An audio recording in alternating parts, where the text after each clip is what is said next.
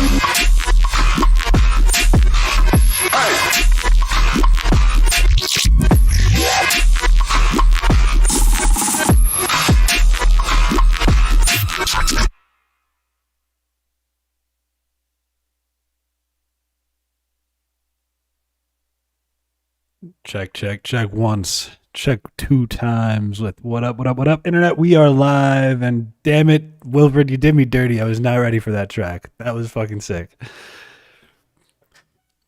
Hey.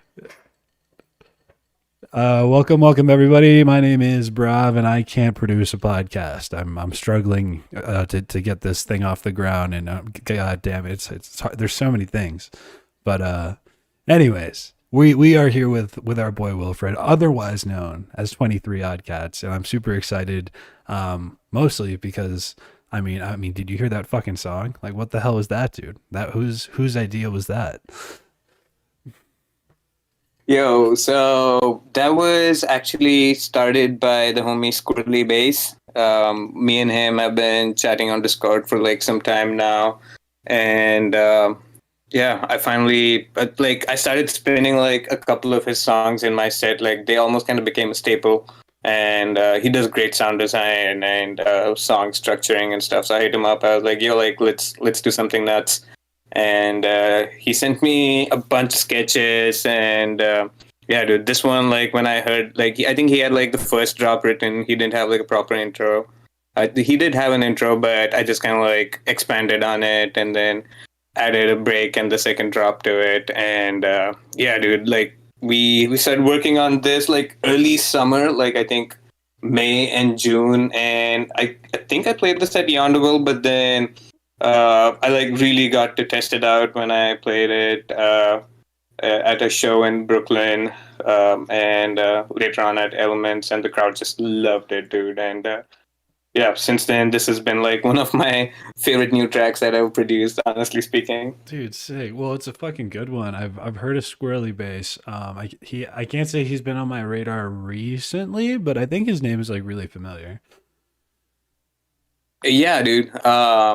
He's been coming up super quick. I think he's definitely like one of the peers for me, like who I've been kind of talking to and like trading support with, and just he's been around literally I think almost as long as I have. So it's nice. There's like a bunch of homies like him who like come up together, and it's always nice to get a chance to work with them. Fuck yeah. No, I'm well, if it comes with I mean, if you come out with stuff like this, I'm glad that you guys are working together for real. Heck But yeah. not that you can't like make some pretty awesome stuff yourself. I was actually making you a music video for Fall, so I listen to Fall like 4, 5, 7 times before the podcast. That was from your last EP. So, I really like the the drums that you have. Like you have a lot of these. They just remind me of like Middle Eastern drums.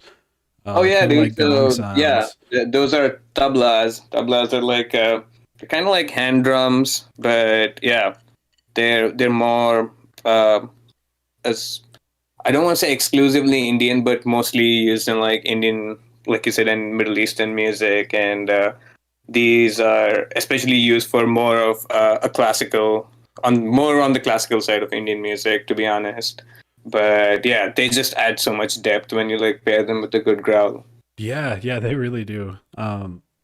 That's it. It kind of reminds me of like Charles the First vibes. I feel like he always put in like a bunch of natural sounding like drums and instruments.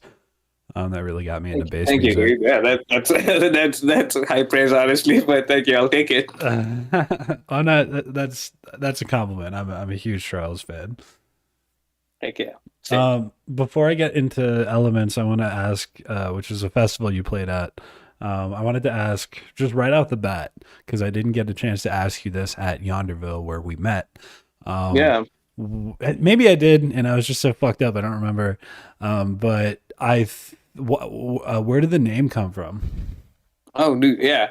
So 23 Odd Cats. So I used to produce with my old roommate back when I was in California as Karma Thieves, and then I kind of, after moving here, I had like my own moniker back then too, called Barefoot. But then Barefoot, there's just way too many users named Barefoot on like basically any platform you can think of, and the wine company already. So Yeah. yeah, so when I was rebranding, I definitely wanted something more unique and personal, and something more reflective of my style. And so 23 is like my lucky number, my birth date, and the whole obsession and the 23 enigma and everything kind of just added on to it. And Oh. so that's why I had to use 23 in there. And then I had to figure out like what next. And I was trying to think like my music, definitely I like to describe it as like weird experimental bass. And um, so that's how kind of like 23 odd, 23 weird, that's the direction I was going in. And then I have a cat who's been with me for like about 11 years now, and his name is Chevy. So I first thought like 23 weird Chevys, and then I thought 23 odd Chevys. But like once you put the word Chevy at the end, it kind of like starts feeling like you're talking about the the automobile manufacturer or the Yeah, car company. Chevy. Yeah, right. So Yeah. yeah, so that's why I went with like 23 odd cats. Hell yeah! No, it's so cool like hearing where everyone's name comes from because everyone's story is so unique. And like at the end of the Yeah. day, like what works, and I truly believe that it doesn't really fucking matter. So I really love how Right. I love hearing all and everybody's stories. I know, man. It's definitely useful, important, at least from my experience, to have a more unique name for sure. It doesn't have to be catchy as long as it's unique. I think you're good. Like especially when like you're fucked up at a party, or you don't even have to be fucked up. You're at a party with like so much loud music playing, and you're trying to tell someone your DJ handle, and you want to be like, oh yeah, that's spelled with a barefoot with like a O for the second O and a plus for the T, and you follow it with a period and an exclamation mark and 1 2 3 4 5 2. It's like So yeah, it's like you're trading gamer tags. yeah. Yeah. So I definitely wanted it to be as easy to remember as possible, and do like the internet's obsession with 23 or cats. It definitely helped. Yeah, yeah, I bet. Yeah, I bet actually if I Google 23 odd cats, you're probably the first thing to come up. I unless really do hope yeah, so. unless there's a YouTube channel starring 23 odd cats. Um, So, so you produce mainly in Ableton though, right? Just want to clear that up yeah, because yeah, dude. I know that much about you. I honestly started on, GarageBand, followed by Logic Pro, for the first 6 months, a year, I guess. And I moved to Ableton like early 2016, late 2015. And yeah, since then I've been monogamous with my DAW. um, that kind of leads me to, I guess, naturally ask what inspired you to start making music in the first place. Yeah, for sure, dude. I've been blessed that way that both my mom and dad were super into music. They were both like into singing, and like they always kept me involved with music and arts, and that kind of led me to being in rock bands and metal bands while I was in my teenage years. And then once I moved to the US in like 2008, and then went to college. I still managed to kind of be in bands during college, but once I graduated and started working, it's hard to like work with five more people and figure out a place to jam and match schedules and all that shit. So I kind of gave up on the band thing and eventually found like dubstep electronic music, and I was messing around with GarageBand, and yeah, one thing led to another, and And now you're playing festivals. I think I found my little uh, pocket of genre that I'm comfortable producing. Well, what kind of metal were you into, or what kind of bands were you a part of?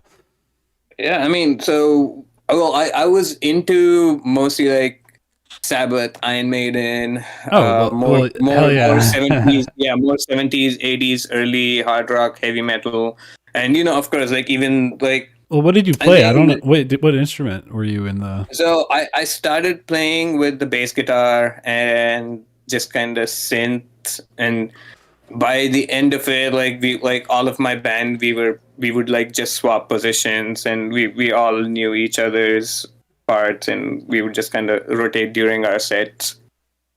Right, I feel that. Yeah, yeah. So it was fun. Like I sucked the most at drumming, honestly, but then rhythm, lead guitar, I'd like play some simple solos like from Californication or something. But that's not simple, but that was the limit of my lead guitar experience. But yeah, I can maintain a decent rhythm.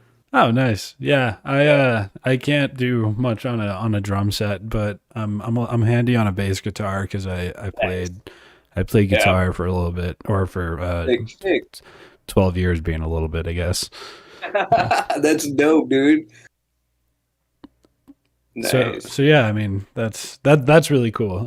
So look, I mean honestly, it sounds like we were on really into the same music before we got into EDM, or Yeah. Yeah. Sounds like which that. is not uncommon, bro. Which it's It's so yeah.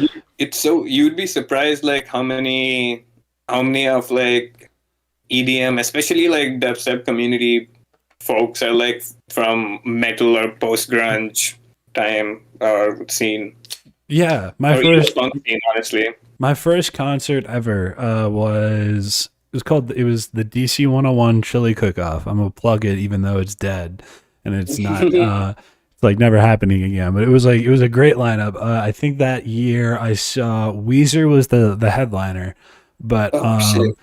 and I was 15, or 14 actually. Yeah, I was 14, and so Seether, Weezer, Nice. Papa Roach. Oh my Um, god. Middle Class Rut was the same year. There was also, oh god, who else have I seen there?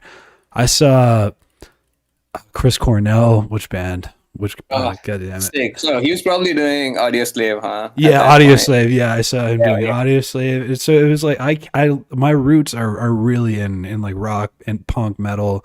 It's awesome.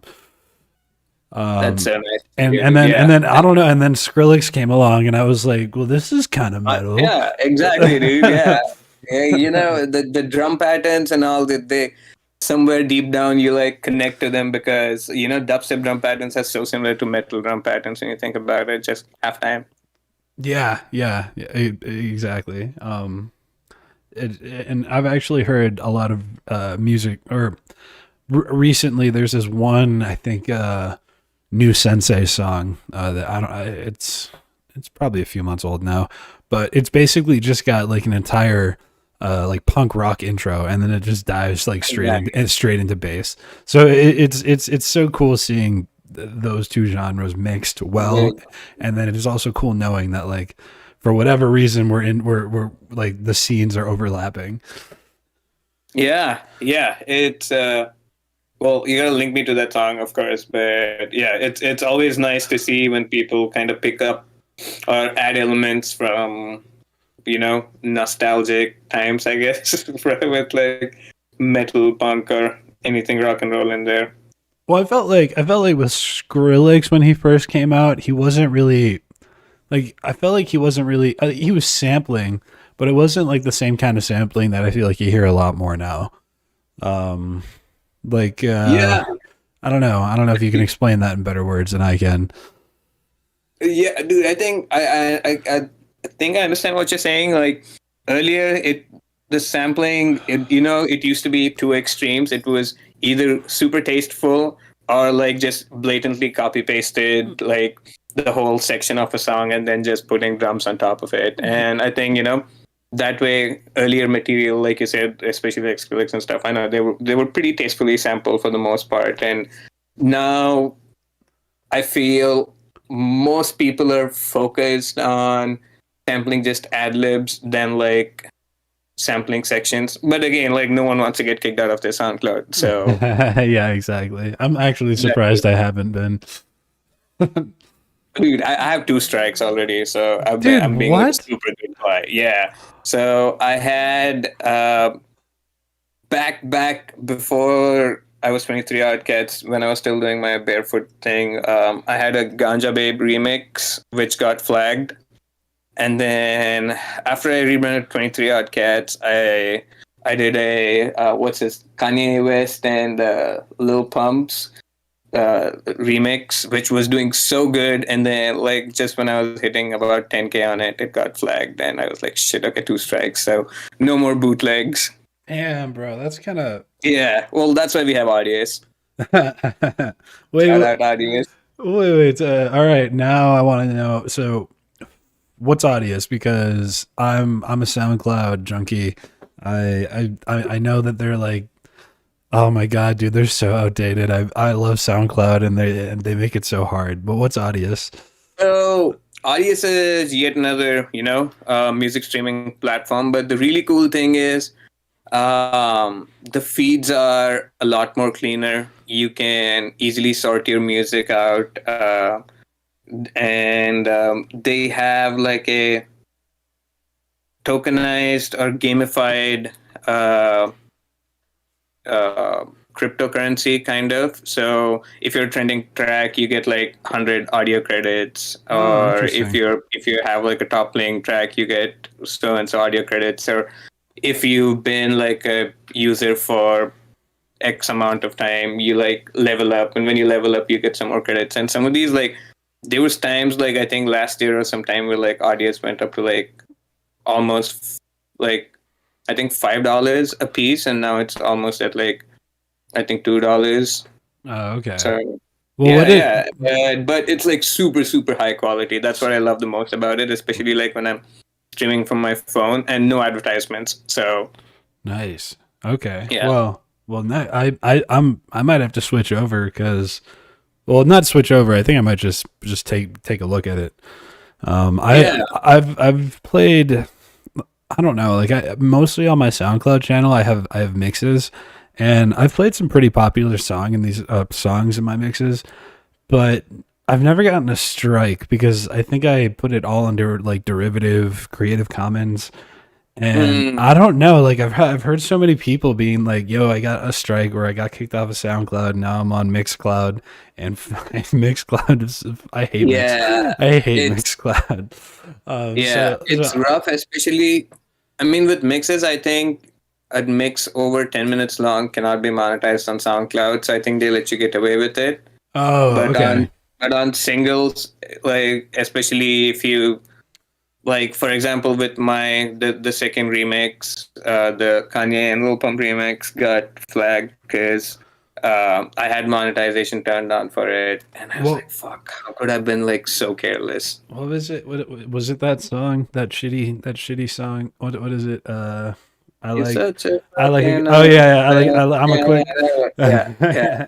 I have it up on like audience now without any issues, but yeah, dude, it was sad, but yeah, I was just I didn't think it through when I posted that. But again, there's like so many people who get away with so many flips and remixes. You just got to be like super smart about it. Change the scale, change the tempo.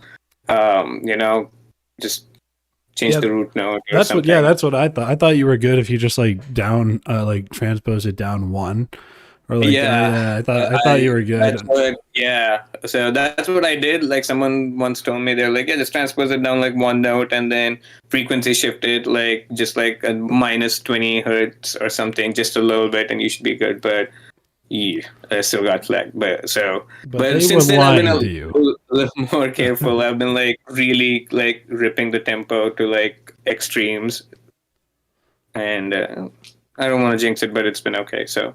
All right, well, good to know because I've never. Oh, I actually have a few remixes in the vault, but now I'm a little bit more hesitant. They're not actually. They're not of like big songs like that, so maybe they wouldn't get struck down. Yeah, Yeah, but I think it it's good to depends. know Yeah, that Audius is an option. yeah, definitely. Have you heard of Odyssey? By the way, it's kind of like a YouTube alternative. I feel like in that way.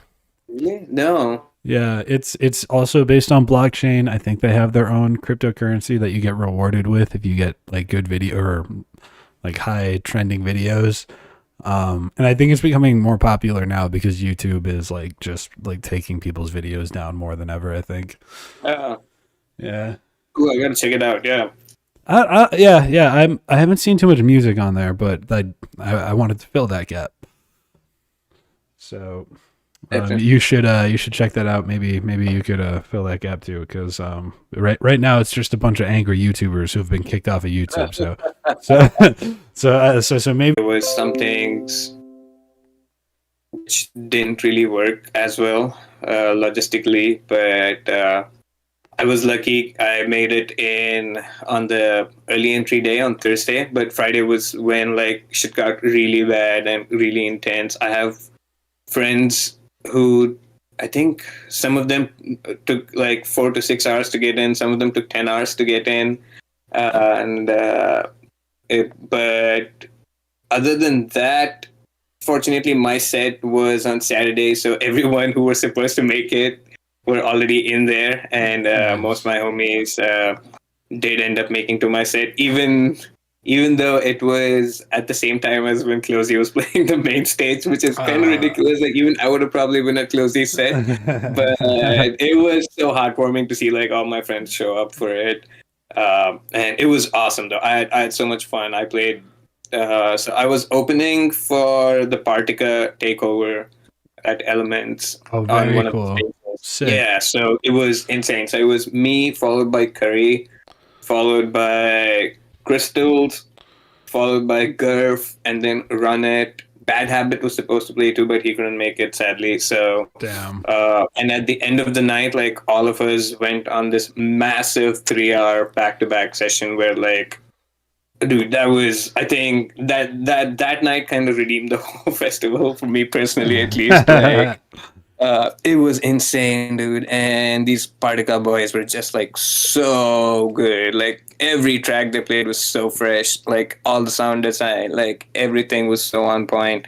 That night kind of went on from like so I played 11 to 12, and then we were basically still like there all morning till like 6 or 7 almost. But Nice. it was insane, dude. I loved it, and I'm glad like I didn't have like a packed house for my set because I think everyone there was at Closey's set. But I'm thankful to everyone who made it to my set. But then later on that evening, it was fucking amazing. Like just going back to back in a packed house with like all those really, really talented producers. So is it like a four-way back to back? It was okay. So it was actually like okay. So they had like four CDJs, of course, but Yeah. it was I think like seven of us. It was Run It Gurf, of course, Curry, Crystals, myself, the homie Isaac. So we all just like kind of rotating like around, like Yeah, kind of just yeah, like dude. that Oh my sounds god, like a and lot of like fun. I, Yeah. I was running out of tracks. I'm not even gonna lie. Like, and at one point I was like, "Fuck!" And they were just like still at it. I was like, "All right, I'm gonna bow out. You guys are fucking killing me. You guys got this clearly." Oh, dude, that's awesome. That's a dream come true for me, man. If there's one artist For me, from 100%. Yeah. oh well, I'm it's that is a dream that I still have, I guess. And if there's one guy I think from that set that I wish I could have met, other than you, of course, it'd probably be Crystals. I think his Oh, dude. music his music really speaks to me the most out of everybody else's, and that's like I like Gurf and Run It are like so high on my tier list. Like I don't that's not an insult to either of them. I just really like Crystals. Yeah, dude, he's super nice. I was speaking with him on Twitter one time, and like he had some fresh stickers, and I was just like, "Yo, these are sick." He's like, "Yeah, send me your ID. I'm gonna hook you up." And then like he sent me a bunch of IDs, and I was like, "Bro, are you kidding me?" Well, that sounds like that sounds insane that you were able to be a part of the Particle takeover or the No, dude, Patricia takeover, as I always call it. 'Cause Patricia takeover. Yeah. It was awesome, dude. They were so nice and they were so sweet. Like when they all went back to back, I was a little hesitant, even like jumping on the stage. And they're like, "Yeah, if you want to play, just come up and spin." And I was like, "All right, let's do this." So did you have like a more like were there more people for the back to back set than there were for your Yeah. set? So by then, all the main stages shut down at I think 1, and they only had like after hour stages. So this Okay. the stage that I was playing, it's called the theater stage, and theater stage went on to like 6 in the morning basically. So I think Yeah. once all the stages closed, I think all the after hour stages started like packing up, and this one like was just like overflowing pretty much. It was awesome, dude. Dude, There's so many people that's just so gigging. cool. Yeah, Well, yeah, I it was mean, super. I mean, you and yeah, you it kind of sounds like the dub bus from Yonnerville in a way, Yeah, yeah. yeah, basically. Where we all just like flooded there when the main stage closed. Yeah, exactly. Yeah, exactly. So what were okay? Actually, for real talk, I don't want to get you in trouble since like I'm not so since like if you want to play there again, obviously I don't want you on a podcast talking shit about them. But Yeah, yeah, yeah. what were some of the logistics that like kind of fucked over some of the campers? Because that's all I know is that like there was Yeah. some like real So that there were some real issues. there's a lot of But if you things don't that want to, but like for real, if you don't want to no, talk that about I it, can. Yeah, no, yeah, I like. It's not like I'm gonna talk shit about them. I did end up having a good time, but what didn't work. Right. I think I can yeah, keep it real.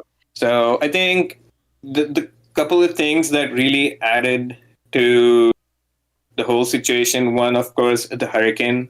Right. It right. like there was like I think what like over 6 inches of rain like the day or like a day or two before that. So the parking lots were like completely swamped. And Bonnaroo got canceled, and a bunch. I think like I don't know the exact number, but I heard like about 750 to 1,000 people from Bonnaroo just kind of last minute sent it to Elements.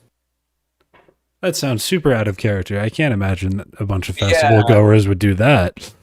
yeah. So that's why I think they weren't prepared for the rush. I don't know, or maybe the parking lot conditions with so much rain with all the extra people who started coming in just kind of overwhelmed the staff, I believe. So Oh, that and makes some more the sense. whole Yeah. thing, yeah, the whole thing kind of snowballed, and getting in on Friday was just a nightmare for a lot of people. And then I think after that, for the most part, people were uh, trying their best to find camping spots given the weather and like how Yeah. So what was the weather? Because like I said, my girlfriend, I think she told me, as far as I remember, the two biggest things that I remember were, one, was it raining?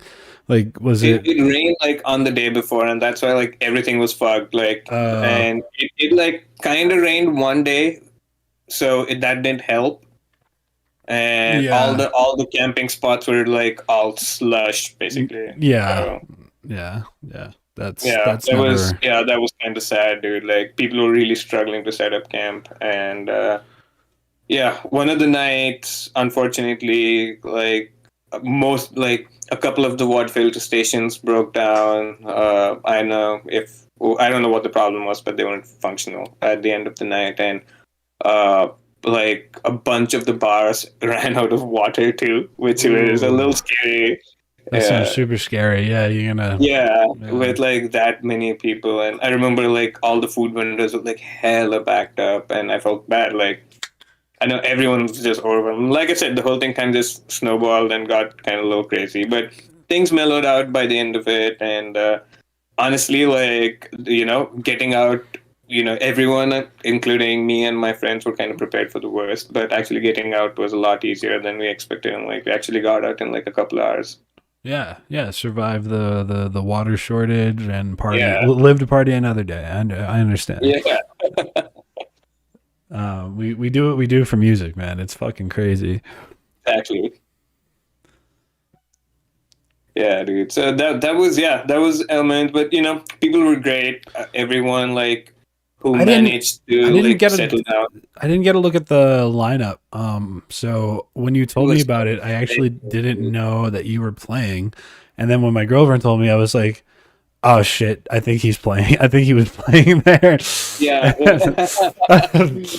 Yeah. So I got added super last minute for opening the Partica stage, but dude, How the did lineup was you insane. get that gig? So, as an aspiring producer DJ, how do you get a gig like that? Of course. So I think a big ups to Appy, who's my manager now, and Big helping me get up, that. Appy! Shout out, Appy! Shout I out met her. I met Appy. her at Yonderville, and she is Right? proud. Yeah. Like you've seen her. Like she's Yeah. networking so hard always, and she's just like so lovable. Everyone wants to talk to her. Compared to me, who's like just kind of like a silent observer most times. Yeah, Uh, I'm a little shy too. I understand. but yeah, man, I think so. Our friends from the Drop BK, who are a Brooklyn-based event and art company, they throw shows here, and I linked up with them during the pandemic and played one of their streams. And since I live so close to Brooklyn, I was able to just kind of go to one of their rooftops and do the stream from there, and just kind of got introduced to the local event organizers and promoters and other people. And I think that's where you need to start. I think now that shows are coming back, especially, and if you're hopefully in a state where they have good COVID safety protocols, I'd say start attending shows, meeting people, talk to the local producers or the resident DJs first, and just kind of like then get in with the local promoters and slowly pitch yourself to them. Don't be aggressive. There's like some people who like add a promoter and immediately send them their SoundCloud. Don't be that guy. Just Yeah. be genuine, be nice, like show your support to the local community, and then they'll show their support for you. So yeah, that's how, man. Like I think since stuff started opening up here, Happy and I just tried going to as many shows as we could, because I know all most of my artist friends here and the event organizers and the promoters.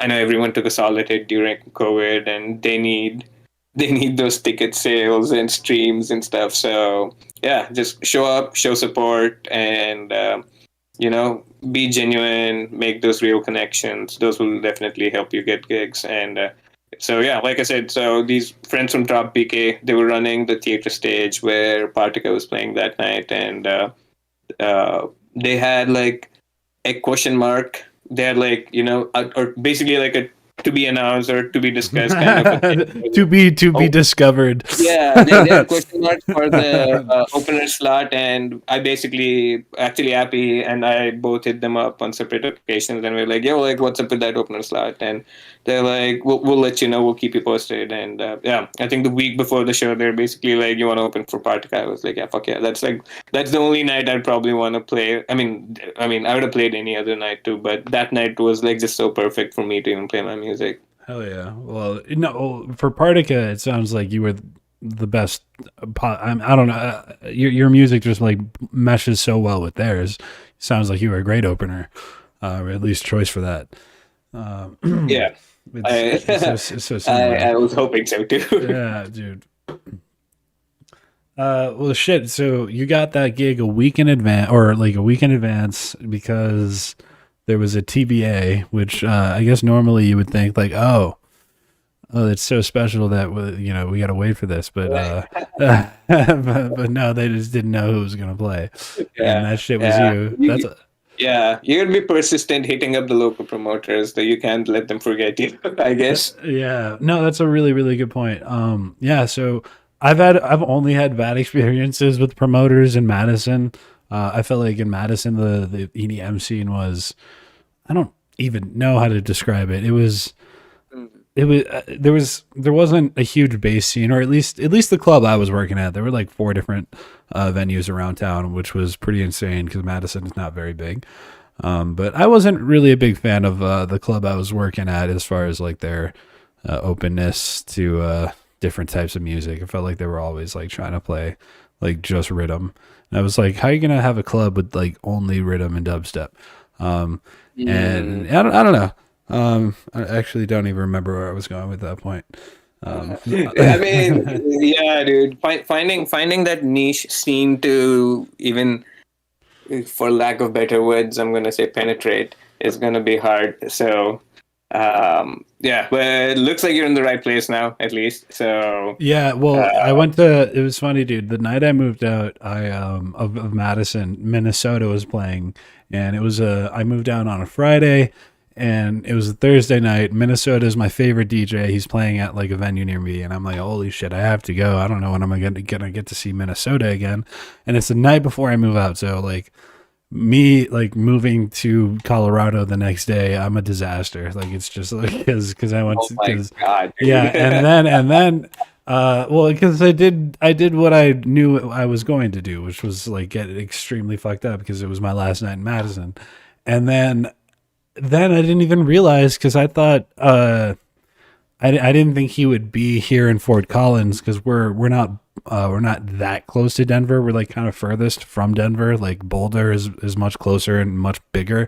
But then on the same tour, like he comes and there's what is it?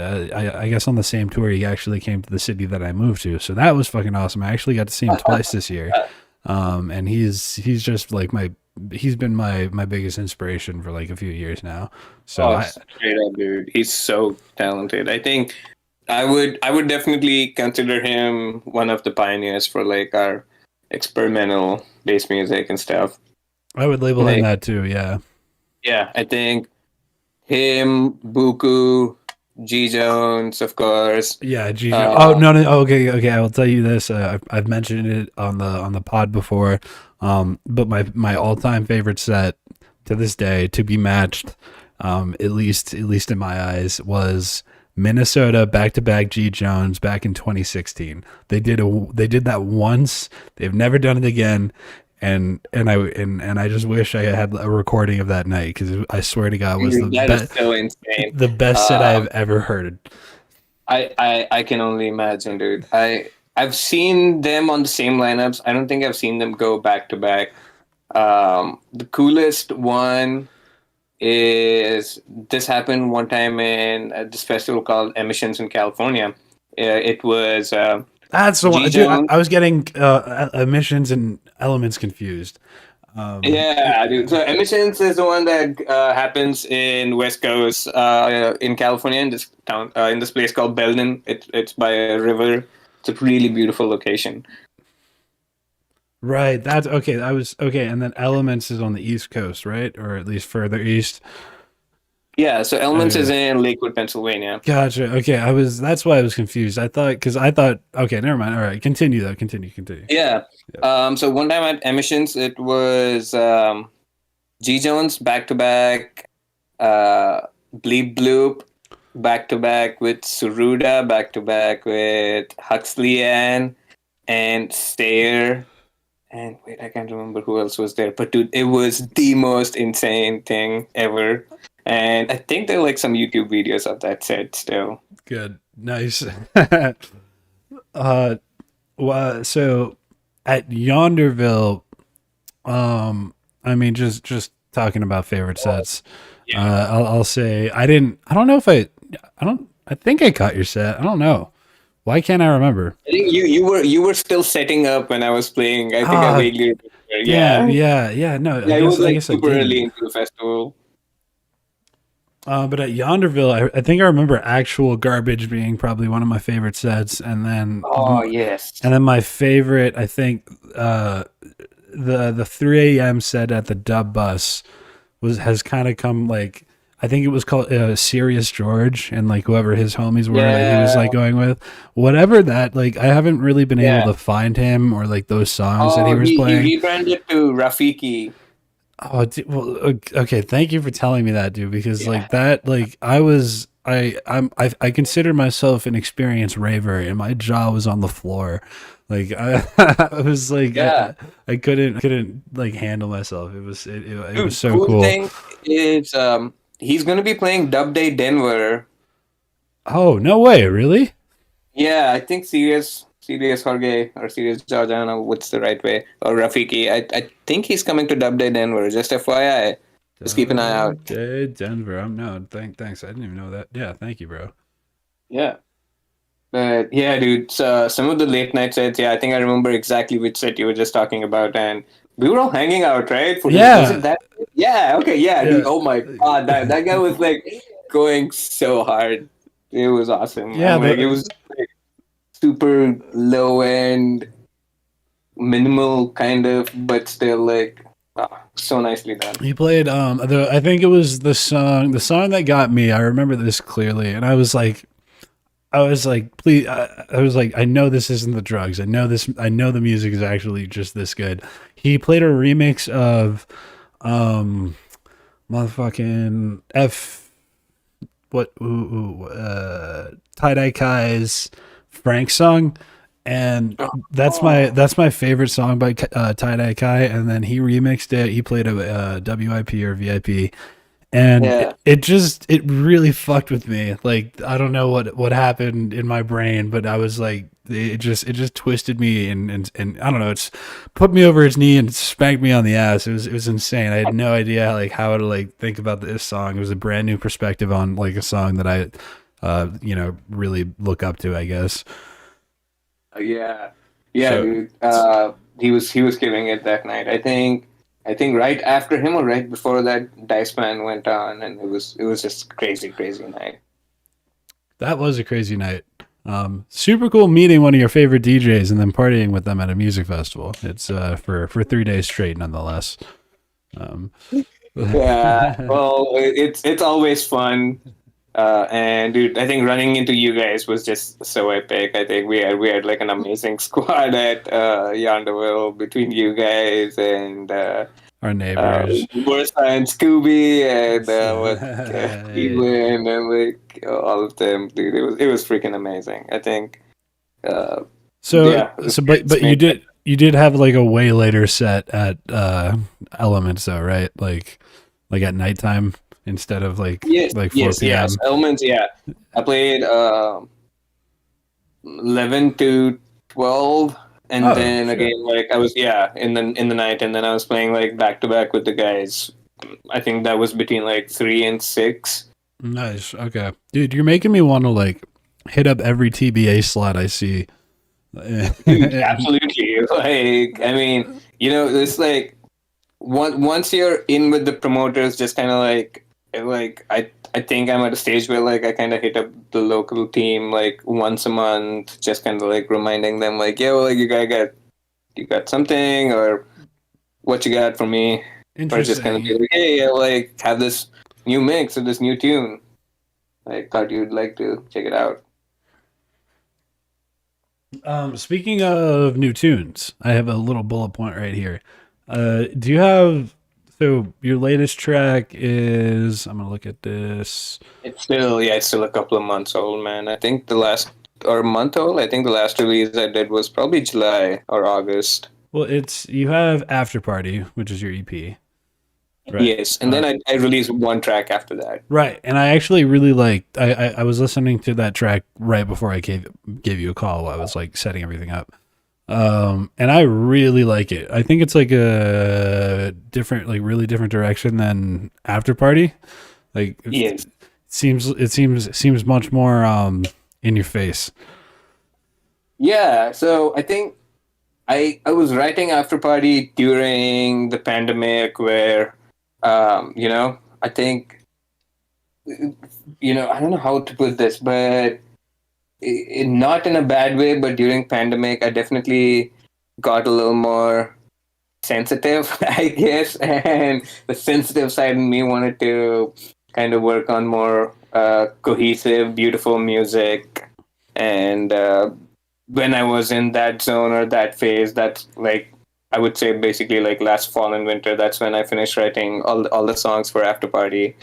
And then I think as the world kind of started opening back up, and I was again exposing myself to other musicians, other music, and just kind of, I think just the even the whole energy of being outside and gathering that inspiration uh, was was great, which kind of got me back into just writing more.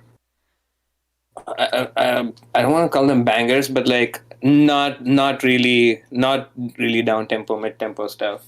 Yeah. No, I know what you mean. I feel like bangers can totally be mid tempo. Just Yes. it really depends on I think what you're putting or what you're putting in front of me and then taking away. You know? Yeah. Yeah. It's- Yeah, and it was like with the album, like honestly, this that was like my first cohesive like EP kind of a thing that I was releasing, and I was honestly very, very nervous releasing something like kind of down tempo, kind of mid tempo, like such a mellow piece of art as my first EP, and then because if you kind of like look back at all any of the tracks before that EP, they're again like super weird, experimental. Some of them kind of go hard. Some of them are just kind of like again like halftime experimental shit. So I was kind of afraid like coming out with more mellow melodic stuff, but I honestly was really really surprised and really taken back by all the response I got for the EP. Which again I'm like as we're getting closer into winter, I'm again gonna probably work towards again writing like a bunch of songs, and I know some of them will end up kind of fitting a certain vibe. So definitely try to write like an EP. But my idea mainly was coming out of After Party last year. I wanted to like again be like, hey, like summer's coming, all these festivals are coming. I definitely wanted something a little hotter than like an After Party vibe. So yeah. Well, I was gonna say that it kind of fits the name of the album pretty perfectly. yeah, Or the EP. I mean, like yeah. every track on there is exactly what I want to hear when I'm fucking coming down, winding down. The After Party. So Exactly. super tight there. Super, you good direction, and super cohesive. Um, how do you feel about? I mean, so what you got looking at? Yeah, you got you got a lot of support on your first EP, and then like everything before then is just kind of a bunch of singles. What visual artists do you work with, bro? Because you got some cool Oh stuff yeah, up there. Yeah. yeah, dude. Let me hook up my boy Luke Crump. He's really really talented, dude. So I met him. Um, well, I like so I didn't really ever physically meet him. He's somewhere in UK. I think he used to be in London, not anymore. But yeah, his style of art was just so unique. And the first album cover he did for me was for a track called Amalgamation, and it's basically like an ice cream cone with like 3 scoops of ice cream, just kind of like drippy melting on it. And I found that piece while I was working with some company at my work.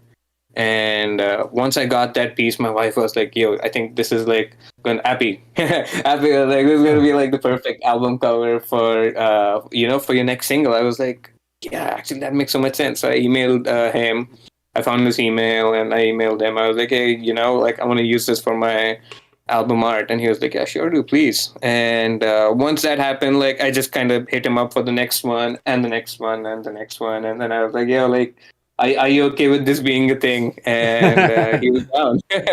So yeah, it's been a thing ever since. And yeah, he's kind of like my lucky charm now. Dude, that's so cool. Did he do your latest thing with the cat, the laser cat? Yes, that's him as well. Hell yeah. I love that. I Yeah. love that. I like, honestly, I hit you up for your logo, and then but part of me really just wanted to use the cat. Oh yeah, Yeah. I should probably put that in like my logo Dropbox file now, because I made stickers out of it this summer, and I've been kind of using that to. Yeah, definitely. If you yeah, I could have put that on the outro or the intro if you have like a white inverse version of that, but Yeah, that's let that's me see. details. Yeah, but yeah, dude, his artwork's amazing. Do give him a follow on Instagram. He Well, does amazing. we got at Luke Crump in the chat, so he has not been forgotten, and he has been Oh he has yeah, been sealed, or I don't know if he's there, but Abby got his handle in there, but he is forever sealed in time in this podcast. So Luke Crump, thank you for accompanying this man. yeah, man. He's the nicest guy ever, and it's more encouraging to continue working with him because he's just so chill about it. Like, there's been times like I was like, "Yo, like I got this release coming up, but I'm a little tight." He's like, "I got you. Just like we'll settle later." So yeah, it's Very nice. cool. It's been great working with him. Yeah, man. I think making sure you have a good visual artist by your side is kind of big as a, well, maybe not that big, but if It helps, right? You want to, like, for me, I wanted to brand myself, and because I never had like a proper logo or like a symbol. His art kind of became like my branding style or like my branding language. That way. yeah, no, well, it's really consistent. Exactly. Yeah, so like that cartoony black and white-ish style is what like I'm gonna try to keep to for the most part. I guess what's like one of your favorite, or all right, what's your favorite song off of After Party? My favorite song after party. It's a tough one to pick. Honestly, it'd be. I'd have to give it to two of them. Like it'll be In the Lab and of course the Ruku feature track Brain Teaser. Okay. Brain Teaser is the one that was the inception of the EP as per se. I guess that was the first track I made, and I was like, all right, I'm gonna chase this vibe, and kind of that led to another. And I think In the Lab for me, I don't know. There's just something about that song that like is super special to me. Like I think mainly because I just love the second drop on it. That's the first time I tried something like that with sound design, and I was told that's what a double drop is called. So that was the first time I did a double drop on the second drop. So that, and I don't know. I think just that's the whole track arrangement. And on the 1 year anniversary of this, I'm going to release like a full audiovisual thing for After Party. Hopefully, with it's either going to be with clips of different after parties where I've played my song, or I'm going to figure out like the visual part, but. And when you play the whole album as a mix as it was released, like end to end, in or at least in the mix that I made for the AV experience, like that one song is basically what ties literally all the other songs together. So that's kind of so yeah. So you're working on an AV for the whole album? Yeah. So I have like 18-minute version of like all the album, all the songs just kind of mixed into each other, kind of mashed with like Nice. Yeah. extended versions or like VIP versions of them. So I'm gonna try to accompany that either with like some custom visuals, or a friend of mine and I had a great idea about like trying to film the whole thing. But Well, I don't know if you know that I do visuals, but that's the reason I'm like so oh, interested. no Like, way. Okay, awesome, dude. Okay, I yeah. honestly didn't know that. Okay, let's No. let's let's chat about that then. All right, Let's for do it. sure. I think that makes sense. Like working with homie, then like finding someone Well, online. it's not. No, I'm not like. I'm not jealous. And if you got somebody like for the contract, awesome. I just wanted to Oh know no, like what dude. that was I about. honestly don't. Yeah, I was Yeah. I was still like coming up with ideas on like what I wanted to be the visual, what I want the visual experience to be like for that. All right. Well, yeah. Let's talk business. When the Yeah, people aren't listening. Well, fuck yeah, man. I'm actually really happy that you're doing in like an AV experience for after party. I like want um well it kind of what is what am I trying to say? I feel like there's just not enough like okay, the reason I'm happy is because I used to listen to music and albums all the way through. Like that, I felt like that was like just kind of like what I did as a yeah, metalhead and like you know the yeah, era that like you grew up in or we grew up in. It's like you had CDs, you bought a CD, you bought an album on iTunes, so like you'd listen to the shit all the way fucking through. It would be like, oh, yeah, there's one bad song on here, or like, wow, there's no bad songs on here whatsoever. But then SoundCloud and Spotify came along, and like that just kind of faded away. Like I just don't really listen to like full albums anymore. And then I remember listening to like I think the first track that I ever like started oh yeah. worshiping was like his Into the Mist mix. Miss, And oh my god, dude, that's such a yeah, beautiful that, and then Ascent, everything, dude. I think like I'm so happy he does like a full end-to-end mix of his album. Like yeah, Ascent. I love it. I cried during the Ascent mix. Like, not the first time. Like one of I was going through some shit, but I love what he does there, and it makes me want to do a like a full album mix, no matter what album I release.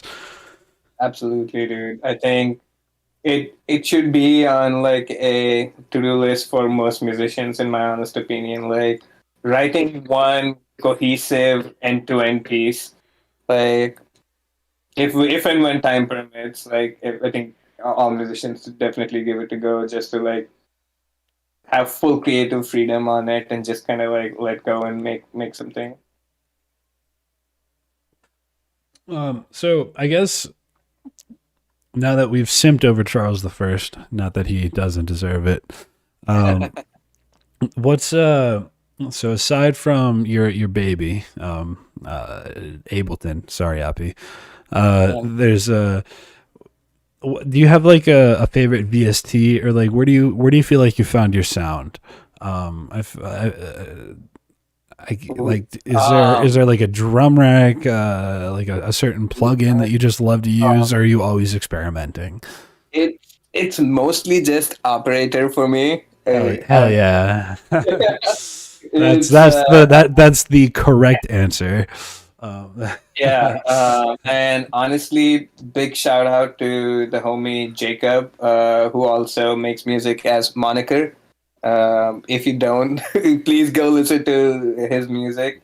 It is freaking amazing. All my sets have at least two Moniker tunes, mm. and he's like my Ableton guru. And like Didn't you when tell me he was from Madison or like in yes, Madison? yes, yes, he was. I think so. And he now lives in California. Well, it used to be two of them, and one of them, I think, decided to go towards artist management and artist representation, and also became a family man, and he's killing it in whatever he's doing now. And the other dude, Straight killing Jacob, it. moved to California, and he's still making music as Moniker.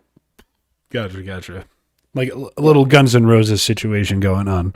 That's okay. Well, not really. I think they're still BFFs, and it's just that Brandon just had different priorities. Yeah, yeah, no, I feel well, or at least I this is the first I'm hearing about Moniker's band breakup that I didn't know about.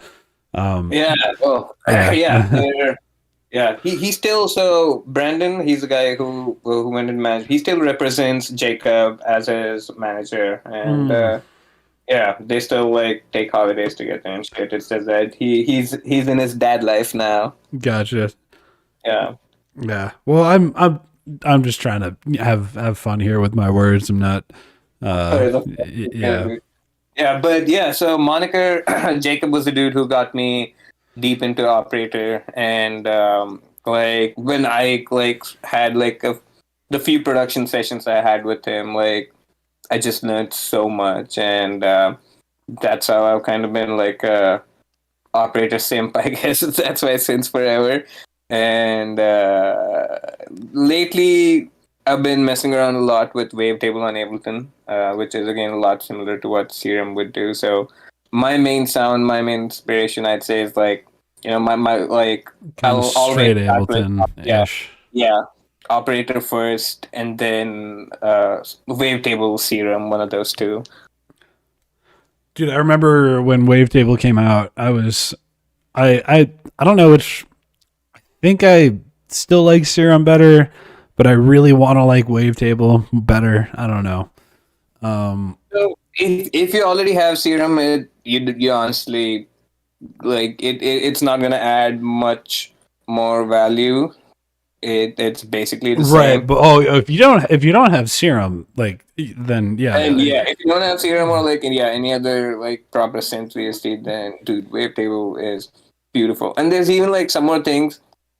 So one major difference I've seen between Serum and Wavetable is Serum has this very very I don't know, like you can tell it's not analog always if it's a Serum patch, right. right? I don't know if you and but with Wavetable you can still get like some organic sounds. You can still make it sound not so robotic or synthetic, but like no matter what you do, how much you treat a Serum sound, they'll always sound like Serum. Like you'll know it's not a natural, it's not an organic sound. I think I feel Like you on that.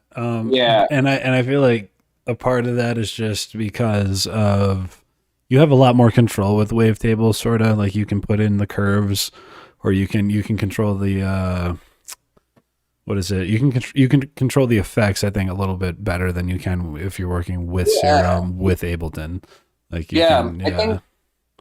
think I think it's just how even like to the level of like how they process sound and effects. I guess yeah. Um, Yeah, Wavetable somehow feels a little more natural, but like Serum, you can always tell it's an artificial sound somehow. I mean, it's weird. That's why there's like a lot of sounds like I'd end up using Operator on or like Wavetable on, and I I I like to sorry, you depend. No, yeah, I like to depend on my inner. So like whenever I'm making a sound that I want to sound organic, or yeah, not inorganic, like less robotic. yeah, I'll usually start with Serum, Ableton, or Vital, and then once I get like something that's strange enough or automated enough, then I start yeah, working with some like external effects, like like an external LFO and like an external volume change, and then an yeah, external like pitch, pitch bend. It's or something that'll like slow the sample down, and then I like resample that. So it's like it's really they're things that are just kind of out of the range of what Serum can do when I want it to do it, you know? yeah. And for me, honestly, like though I've had Serum for 3 years ish.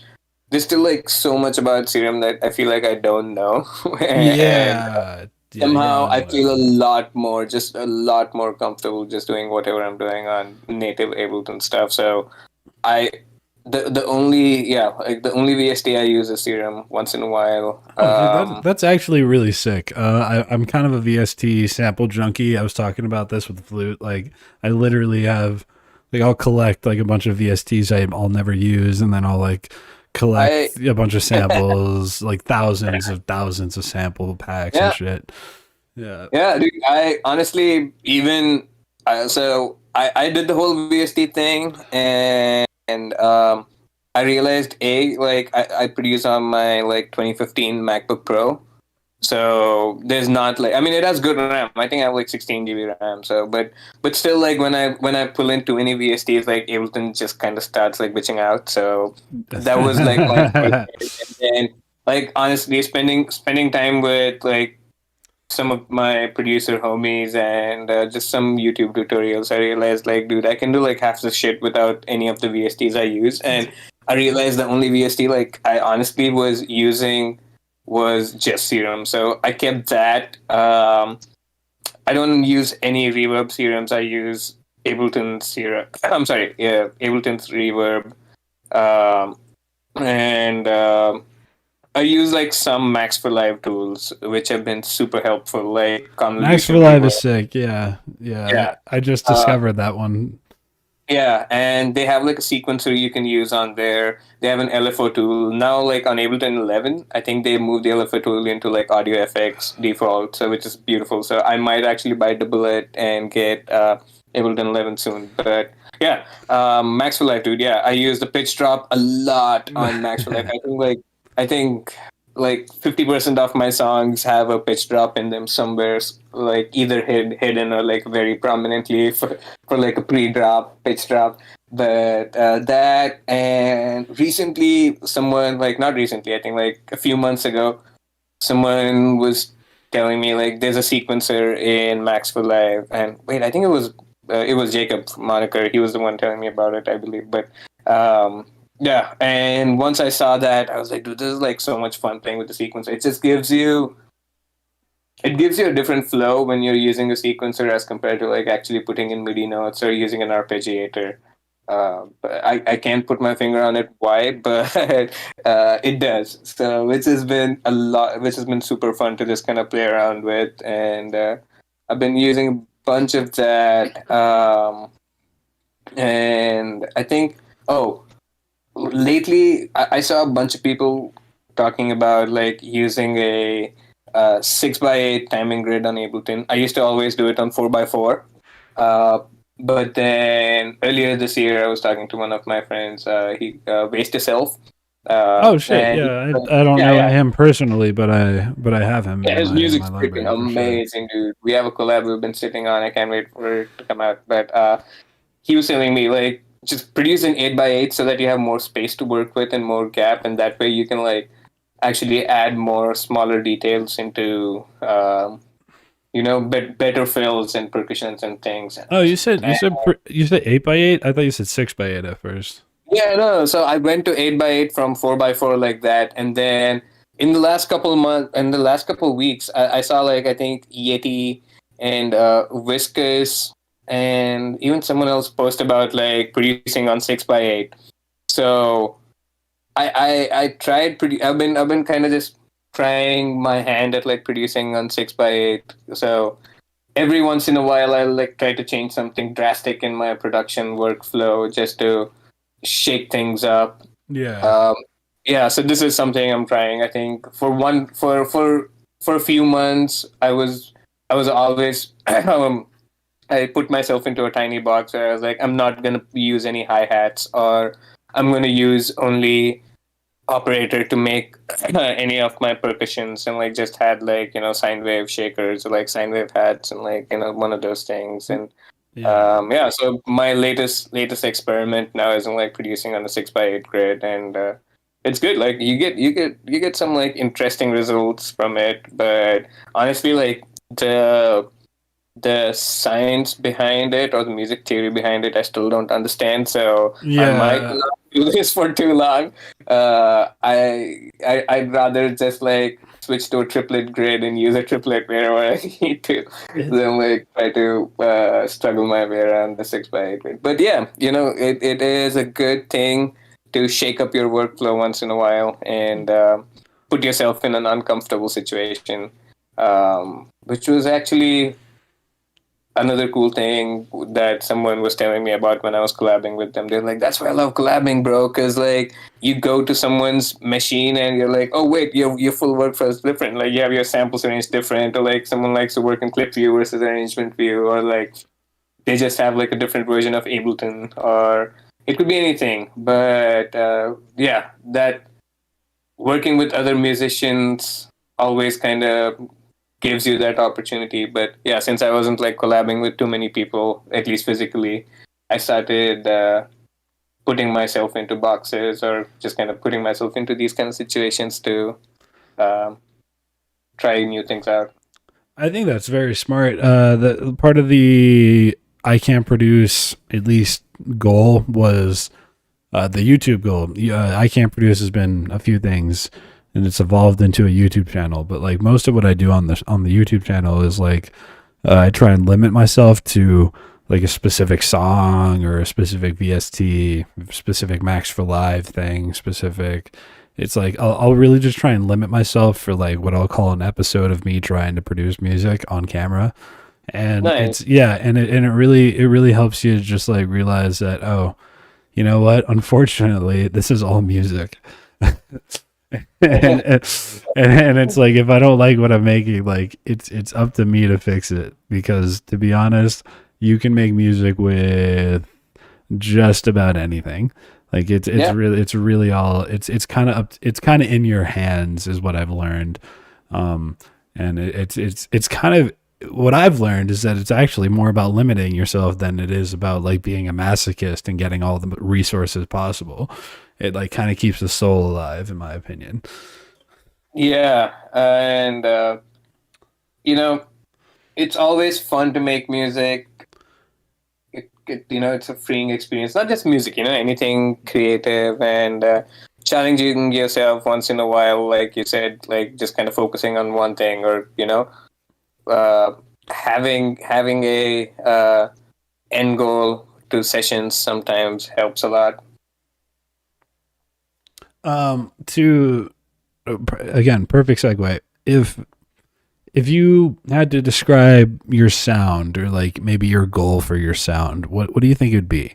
Do you think that's just kind of like one of the last questions I have on here before I'm like completely out of ideas to ask you anything? But it really was like, what do you hope to accomplish with your music? Like, what do you hope people get out of your music?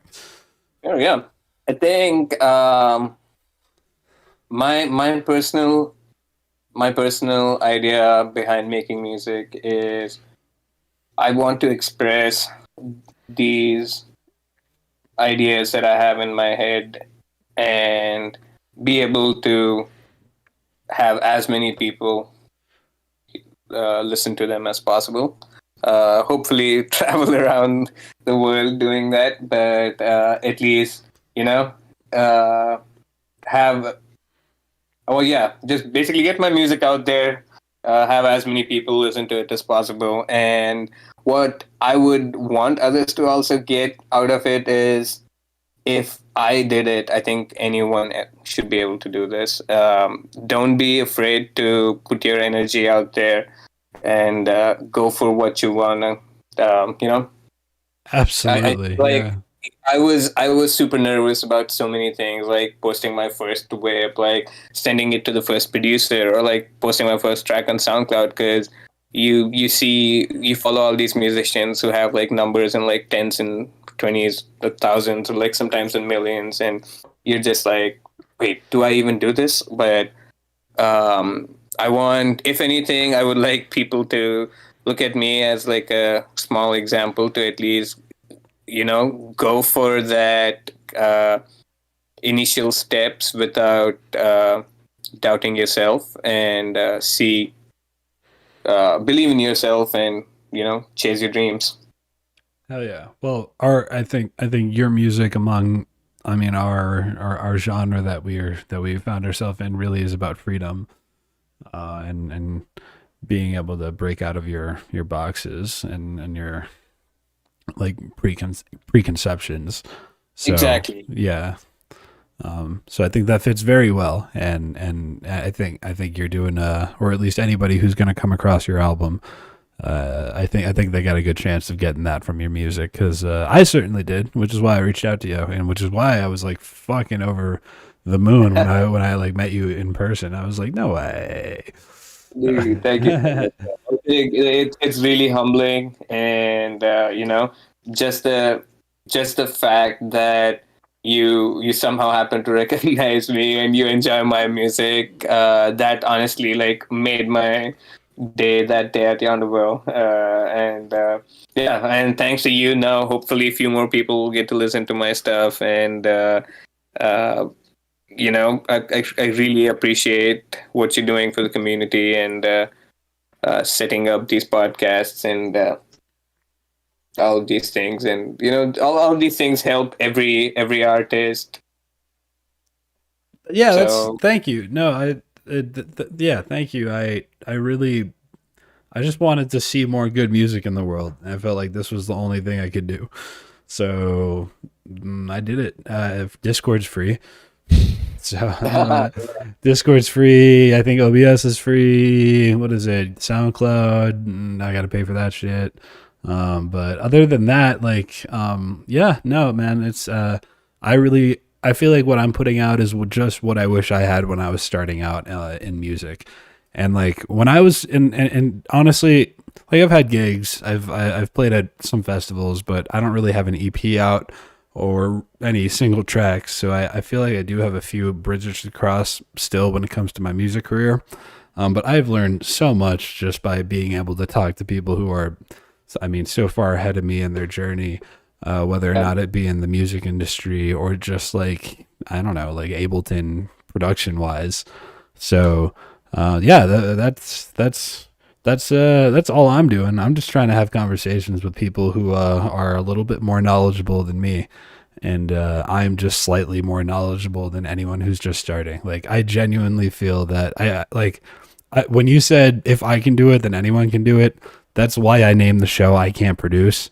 Like who cares? Yeah, yes, like I can't produce, and you're watching my show. Go fucking produce. Like, absolutely, absolutely. yeah. I love that. And yeah, dude, I think to your point, one thing, you don't be afraid to share your music. I know you have a lot of mixes and all those things. There are few people. Well, this again, I think it's two schools of thought. Where like some people are like, no, I'm not going to release any music till it's like picture perfect and it's like a banger, which is going to just blow people's mind. And I think I was more of the thought like I'm just gonna share my shitty music. Like I'm gonna be like there's no escaping it. You'll have to make like 100 shitty songs before you make like a banger. So I I actually had all of my older stuff up for like the longest time until it finally came to a point where like my older stuff was just making my new stuff kind of look weird. So I moved them to a B account. But yeah, you gotta release a bunch of shitty music, but people get to see like your journey that way, and it'll also be a good reminder for you to see like, oh wow, that used to be me, and this is my shit now. Right. No, I remember. So I do have I can't produce, like I mentioned this on the last podcast, so I don't want to be too redundant, but it just started off as my B account for my SoundCloud. So like Nice. there's a little bit of my journey on there because there's just my releases from a couple of years ago. And yeah, no, it was all about like just trying to be a little bit more free, trying to be a little bit more I think okay, what I was going to say was I think I remember hearing, I can't remember specifically who this was, but I was listening to a mix or a song, and I think, I mean, the reason I can't remember if it was one of the two is because it was probably a really long song. But there was like a mistake, or like I did consider it like pretty imperfect, or there was something about it that was like jarring to me that I didn't particularly like, but I still kind of made it through the song. And then at the end of the song, there's like this sample about growth, and I just remember not liking the song, but also being able to learn from it at the same time. It was like, just because you don't like it doesn't mean that it has to be thrown in the garbage. I remember respecting and appreciating and like actually being happy that that came across my ears, because it actually like showed me about my taste and like what I like and what I don't like, and it also showed me about this person's journey. So it was really cool. Yeah, that's just what I got when it comes to that. Yeah, and that's absolutely right, man. I think you, again, that to my point earlier, don't be afraid to share, take those steps, like share your music or hit up the local promoter and things like that. Not just for you, in general, for anyone. Yeah. Yeah, I would consider myself a moderate level DJ, maybe before intermediate, but yeah, definitely. I concur with you. I'm no longer afraid to share my music with anybody, but sometimes that's a big hurdle to get over. So yeah, Definitely. it's just get over that hurdle if you're listening and think your music sucks and haven't shown it to anybody. Yeah. Yeah. Well, honestly, dude, is there anything you want to talk about? Because I wrote down a bunch of questions. We got through them all. You kind of answered most of them without me even asking you, because we kind of got through. I was about to ask you what was like one of like your favorite shows ever, but we were already talking about Buku and G Jones and all that stuff. Yeah. But maybe I can still ask this question. Is there like a show that you went to that kind of sticks out when you think about why you do music? Yeah. So I still have that show's poster in my room, but it was in 2014, and it was G Jones, Whittler, Bleep Bloop, and Sci-Fi, I think. And they were playing like way up north in California, and I don't know, dude. That day was like the day for me that something kind of like snapped in my brain, or like something just ticked, and I was like, okay, like I want to make like experimental based music. And yeah, dude, that was the day. I think it was like October 14, 2014, or October something 2014. And that show, dude, like Bleep Bloop killed it. Whittler fucking killed it. G Jones, like you already know. You already know G Jones. You don't need to explain it. And Sci-Fi, and like it was just like so freaking amazing, dude, that night. And yeah, like that night itself, I just kind of knew it, like that I had to do this. And yeah, I remember like making demos on GarageBand. Just like I got Logic Pro, dude, and I sent it to Yeti and Sayer, and I think Sayer was like, "Did you make this on GarageBand?" And I was like, "Yes." Like, you gotta like level up, and I was like, "Okay, yeah." And then that's when I like moved to Logic Pro slowly, and then eventually like I got Ableton. But yeah, man, I think that was No, I didn't make yeah, this onto GarageBand. right, dude. I was like, he was like just so immediately like, "Was this on GarageBand?" I was like, yeah. That's so funny, dude. Yeah, but yeah, man, I'm glad I did that though. Like, or else I think I would have probably, I don't know, like stuck to GarageBand. I have no idea, but that was kind of like what pushed me to get a little more serious. But yeah, man, that day, that show with all these guys was what like really monumental for me. Fuck yeah. No, that's I feel like there's always a moment, at least in my experience in my conversations. Um it's usually something that snaps for us producers, because before I feel like there's kind of a stigma where it's like you can't really get anywhere with music, but I don't particularly agree with that anymore, and I feel like that had to like snap in order for me to also pursue music, or at least the direction that I'm in right now. So I don't know. I don't know. You said that you had both your parents were really into music, so maybe that stigma was a little bit less for you. But for me, I feel like I had to work through a really really big oh, this isn't a real career type mindset before Yeah. yeah. Yeah, and dude, I totally understand, and I well, even though I can't relate to it, I understand how painful it is. And yeah, for me, fortunately, like my parents did let me indulge in music as much as I wanted to, but yeah, dude, they're like super orthodox, typical Indian parents. So they didn't want this to be my primary career. They made sure I like fucking went to school, got my fucking engineering degree, and then like, Oh, can you we know, talk? Can we talk about that? I actually, so I just want to be clear on that. So I know you're from India. yeah, I don't know where or what you went to college for. I know that you're older than me, by at least yeah, by yeah, a lot, dude. yeah.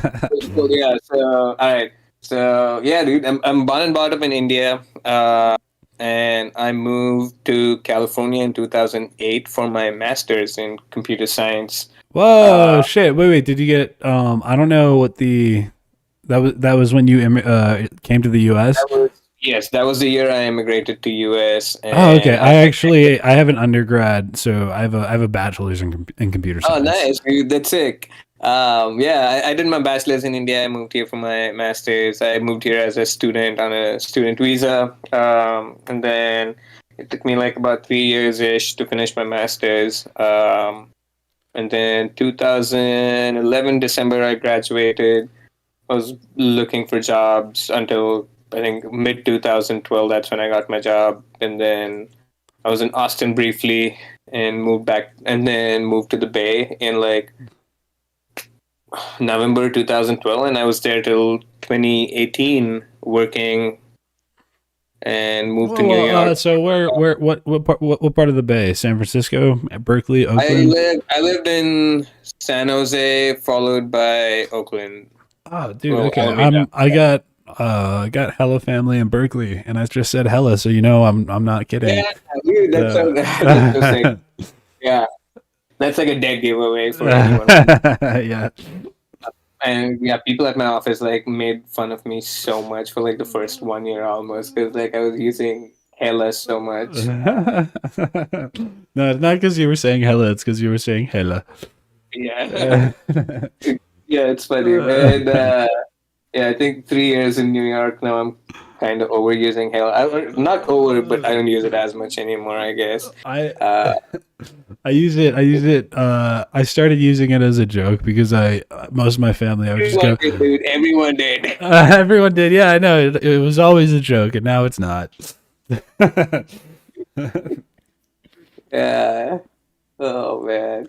So But yeah. so then you bounced over to Austin. What was in Austin for you? My first job was in Austin, working at a tech company at some entry level stuff. I was there for like 6 months, and I don't know, dude. I wasn't feeling Austin for some reason. I think I was kind of spoiled by California weather and people, and um, man, this is on YouTube. I don't want to say what else, but but California has some really good stuff to offer. So a lot of factors came into play, and I kind of just wanted to I move out will of California. say I don't know if you got to the end of the flute interview, but we ended up talking plenty about LSD and shrooms. Just because it's on YouTube, it's I have it labeled not marked for kids, so Yeah, yeah, I may not get monetized for the podcast, but we can talk about basically whatever we want. So yeah, no, don't feel too restricted there. yeah. That's funny. Until we start telling the people that the COVID vaccine gives you cancer, we won't get kicked off. I promise. Yeah. Yeah. Uh, but yeah, dude. So anyway, so I moved to I know I wasn't feeling Austin. I moved back to Cali. I was there for 8 years. Sort of 2012 to 2018. Oh, okay.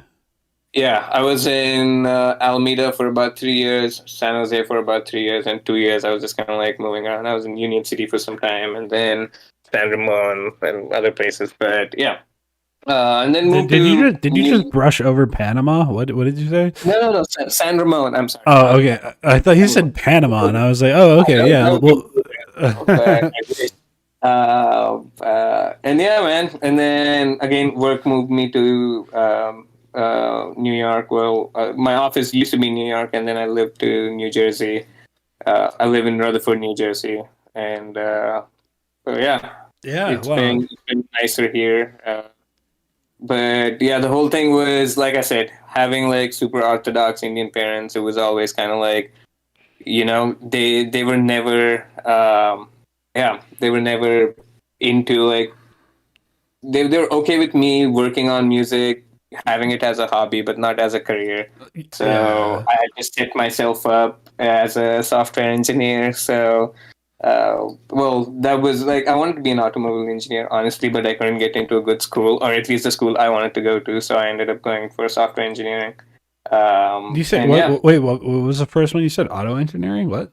yeah, I wanted to be an automobile engineer and like work on designing engines and our automobiles. Dude, wait, that sounds sick. Did you ever like do like any DI like at your at home projects, like I anything? mean, not nothing too crazy, dude. I used to work. I had a motorbike in India, which I loved a lot. So I used to work on that, and then after moving here, I got a chance to like actually, see some of my friends work and like learn shit from them. So I like changed some basic car parts and doing like oil changes, and I changed the brakes once on my like old Ford Taurus. And yeah, some more just like some minimal things that I can do, but like I like yeah, it's obviously like every automobile enthusiast dream to like do a full restoration or like a full engine swap at some point in their life. But yeah, I'm not there yet. Yeah, I remember. I mean, I went to school for engineering for my undergrad, but then they kicked me out because I couldn't keep my grades up. And then I went to computer science because they required a less high GPA. But before any of all that bullshit, I had built my own guitar, and I remember really wanting to be a luthier, which is just somebody who like builds guitars like from scratch.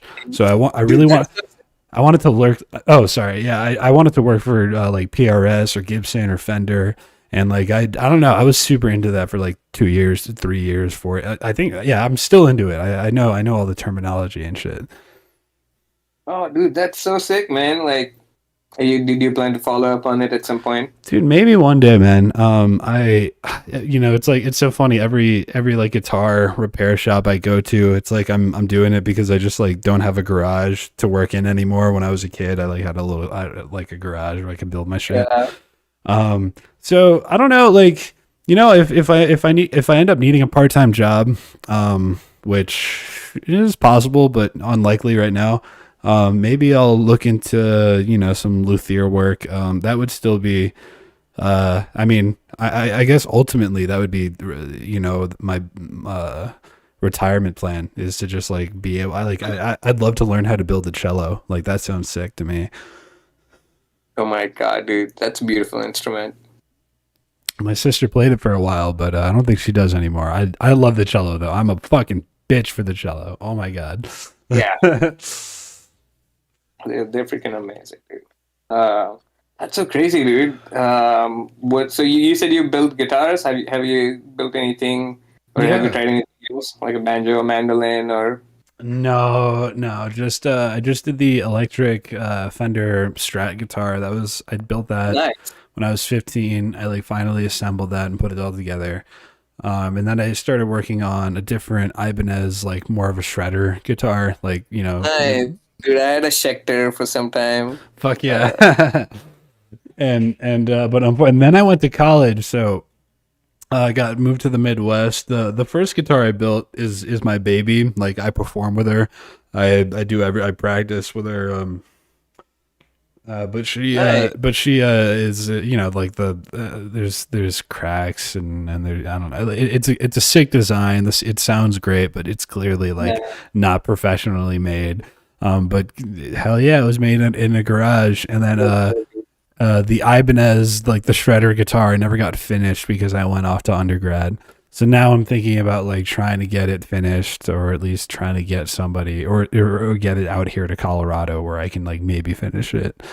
Because that was the one that I'm talking about, the Ibanez, the shredder. That was my first guitar, and that You was gotta do it, yeah. yeah. You gotta go through it.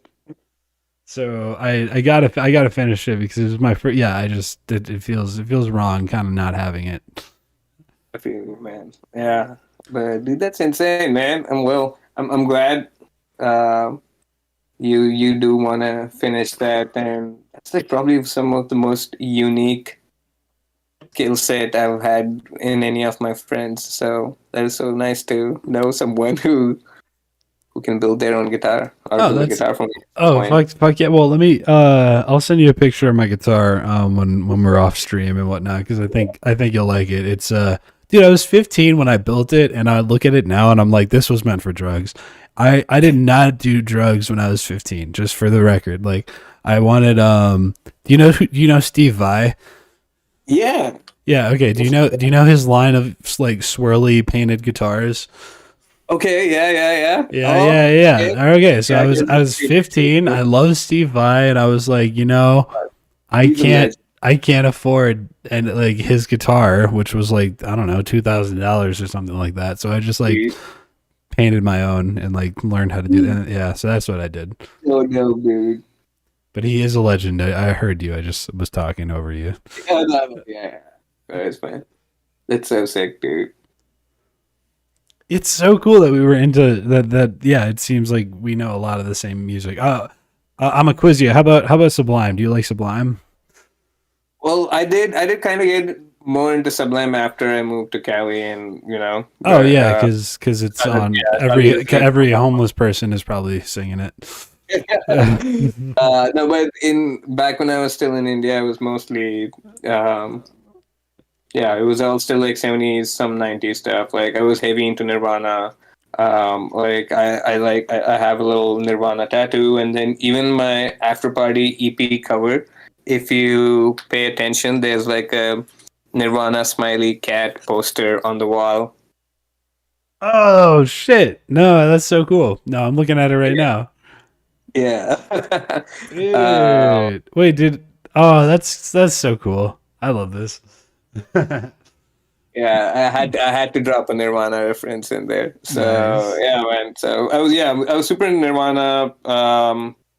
Made in a little bit of Metallica, Megadeth more, and definitely a lot more of classic rock. Like I was super into Led Zeppelin, of course, Sabbath.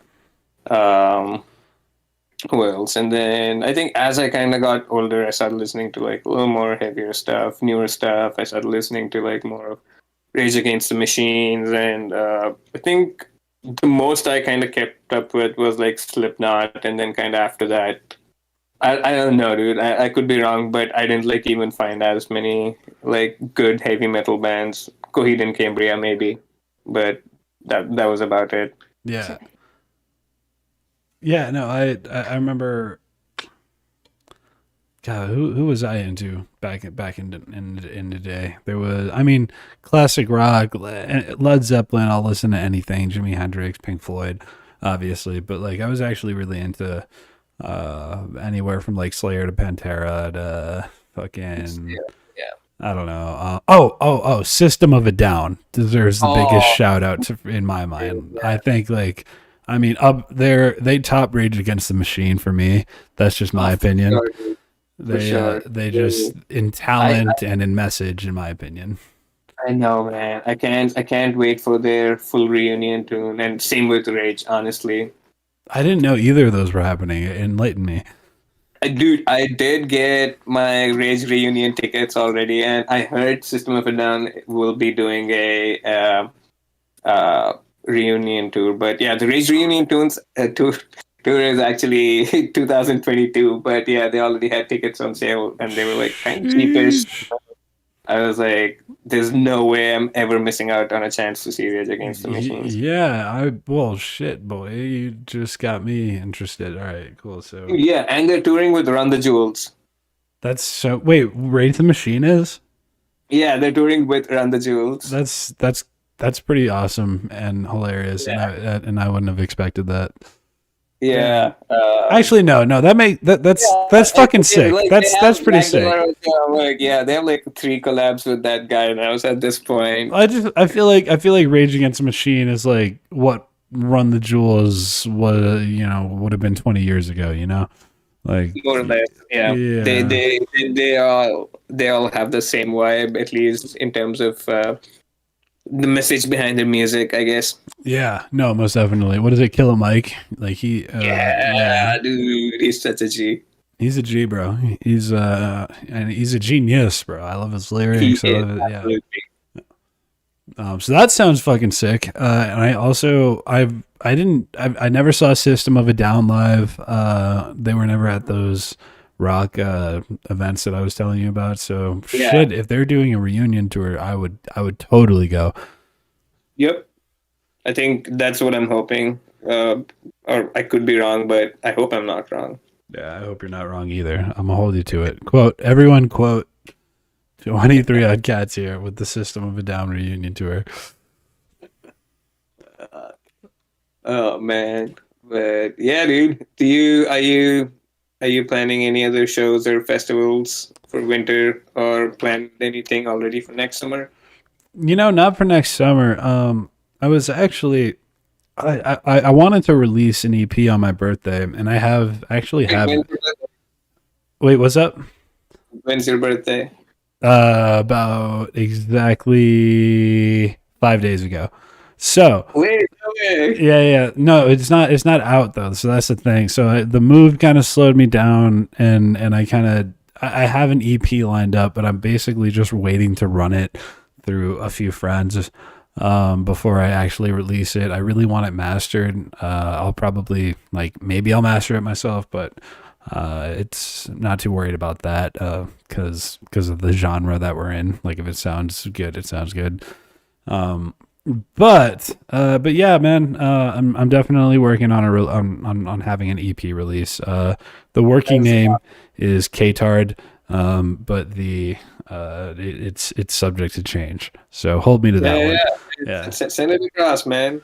All right, I will. I'll be sending it to I don't know, to my homies just to get like a second opinion, and I'm happy to have features. I don't know, I've been it's so interesting. My journey has been so different than the people that I've interviewed, including you. I actually I learned to DJ before I learned anything about music production.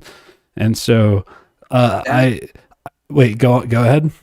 Oh no, I was gonna say that's actually honestly better. That's what everyone tells me. Like learn to DJ before produce, and I was producing before DJing. But I think you are in the right path that way. But sorry, go ahead. Yeah. Well, all I had to say is I feel like producing and is DJing with extra steps. It's like Kind of, right? yeah, it's you just have a million hands and all the time in the world. That's how I feel about production now. Yeah, and honestly, like my song production before I started DJing versus after I started DJing changed so much, dude. Like I realized, like, okay, I need at least a fucking 16 bar intro now, or so I can mix my shit in properly, and I started making more sure that everything was in the same key and all those other things, and yeah, that's when I realized, okay, people were probably right when they said you should learn how to DJ before you produce. Mm. I just didn't have the. It just happened for me. Like no one told me to learn how to DJ before I produced. I just ended up DJing because my best friend who got me into raves and everything, he was super into gloving, and his roommate was really into DJing. And I don't know, I went off to college and I got bored with classes, so I was like, please let me DJ your parties like anyone. And I don't know, it just kind of went up from there. I mean, Dude. yeah, so yeah, and then I remember sophomore year of college, I stayed in. So I was going to school in Madison. I stayed in Madison that summer, and I was working as a waiter. And then afterwards, I was in a fraternity, and because it's the summertime, everybody is like gone for the summer. So I like rented out this one guy's room for super cheap. Like I had my own place, but I rented out this one guy's room because like none of his shit was in there, and he was gone until next year. He wasn't going to use the room again. So I was like $200 for the whole summer, and he took it because he had no other offers. So I like had my own little like fucking studio, and that's just like where I tried to learn how to produce for that one summer.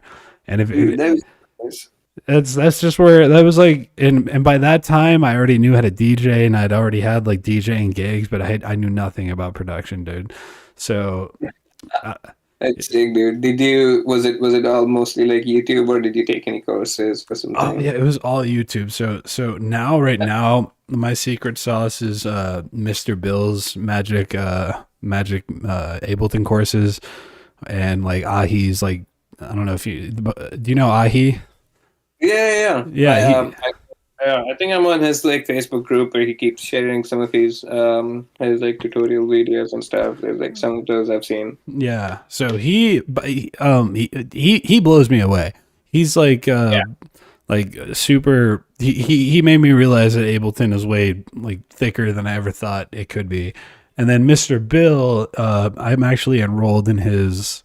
I don't know. He's got like a membership program for his website, and so I'm enrolled in that shit. And I've learned plenty. I've learned so much from that. But for anyone listening who may not have $120 to spare a year, he has a lot of like good free production tips too, like on YouTube and whatnot. Nice, dude. Yeah. Yeah. I know some of my friends who went to like Bill Gates's academy, and then some people who went to like, I don't know if these music schools still exist, but they used to be like, at least back then in like 2014, around that time, there was like Dubspot and like Pyramid and Bass. I'm sorry, my cat just like jumped from the chair to the bed. Monster But cat. yeah, there used to be like other schools and stuff, but yeah, YouTube is still like honestly my favorite resource. Dude, it really it's kind of unmatched. I will say Mr. Bill's curriculum has been super helpful for me, but other than that, you can find a lot. I think on my, at least on my icantproduce YouTube page, I'm like subscribed to everybody that I know gives out free tutorials. And I wish, I mean, I think that is eventually what I'm going to end up doing on this channel. But I don't really want this channel to be all that formal. So like tutorials from me are going to be like just me swearing a bunch and like talking about a tool. Dude, I mean, it's always worth sharing knowledge, and rehashing that kind of even helps you out, honestly. Hell yeah. Well, so just before we wrap up here, I know, like, I don't know how many people are watching. I don't have that metric in front of me right now. Is there, look, dude, I have the resources and I have the time to break down a track. I think there'd be nothing down or better for the internet, at least like if you want to go through like a track that either you've released or have unreleased with me. I am totally down for that. I have the time, I've got the energy, and I've totally got the attention here. Yeah, I got like some more time before I get hungry, so Yeah, no, I understand. I'm a long boy. I get it. yeah. I appreciate it. Hold on, let me get Ableton fired up. I'll go over something unreleased where I've been like experimenting with like new techniques, maybe. All right, sick. All right, so we'll start with. And I just want to say, like, you're gonna be my first person that I'll have done this with. So like, this is a special event for me. Nice. Yeah. All right, let's see. All right, you guys should be seeing Ableton now. So remember, I think I was telling you earlier that I was messing around with the LFO tool. So this is the track. I hope you guys can hear it properly. Wait, hold on. Don't play it.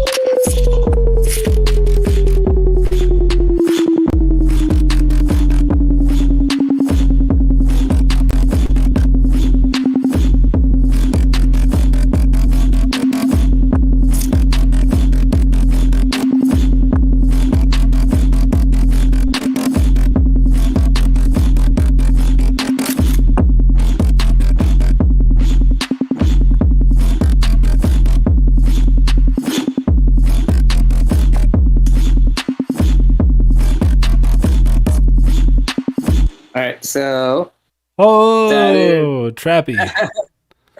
yeah. So this one, I usually let me go over a bunch of things now that I have Ableton pulled up, right? So first thing you'll see is how anal I am about my arrangement on Ableton. This is before I do something, I'll show you. Like every time I open a new session, uh, this is how I have everything already broken down. And I know it's kind of counterproductive. Sometimes you're putting yourself into an own into a box. But for me, I like, because my time is limited that I get to spend on music, I want it to be more productive. So that's why I have like all the shit laid out, and like I automatically started 140 BPM, but I like usually play around with this. I like uh, most times I'll do something like random number generator, and then I'll like drop something between like 70 and 160 and just kind of see like where it goes. So I'll do that, but I'll kind of like adjust the tempo later on. But yeah, this has been super helpful hack for me, honestly speak. So I have everything broken down like into sections. You can always rearrange those, but I have like kick one for like basically the kick for the first drop, kick for the second drop, snare for the first drop, snare for the second drop, an FX snare like for whatever variations I have, and then a roll snare is something. I think it's just like a 909 snare I have attached to an arpeggiator, Oh, and there's no, something. that's not Yeah, what that's not what I expected. I expected something a little bit like more. I thought it was like in simpler.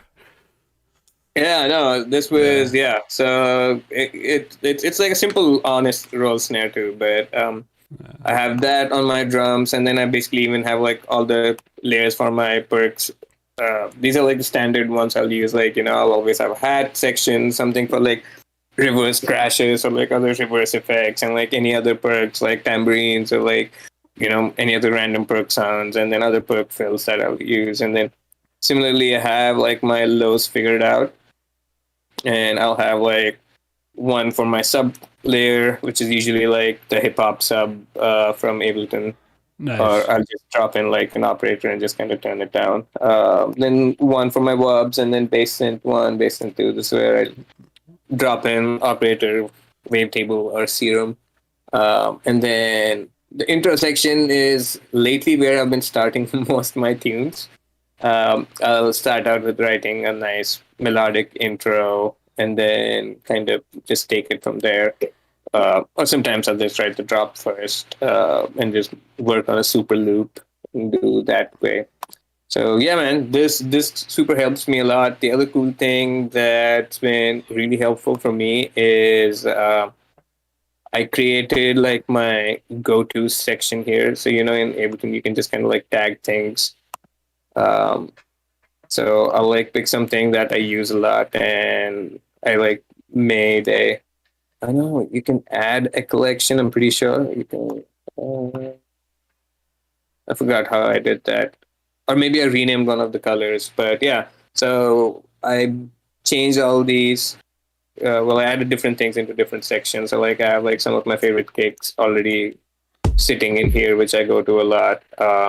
Or like some interesting sounds I like using. Oh hell And yeah! then I mean this is my that's a whole favorite one. track right there. I hear it. Yeah, so this is the section that I always have kind of like broken down, because these are the tools which I always need. Like sometimes, not sometimes, like literally every time. Like compressor always, EQ8, erosion, frequency shifter, spectrum to just kind of make sure my samples are doing okay.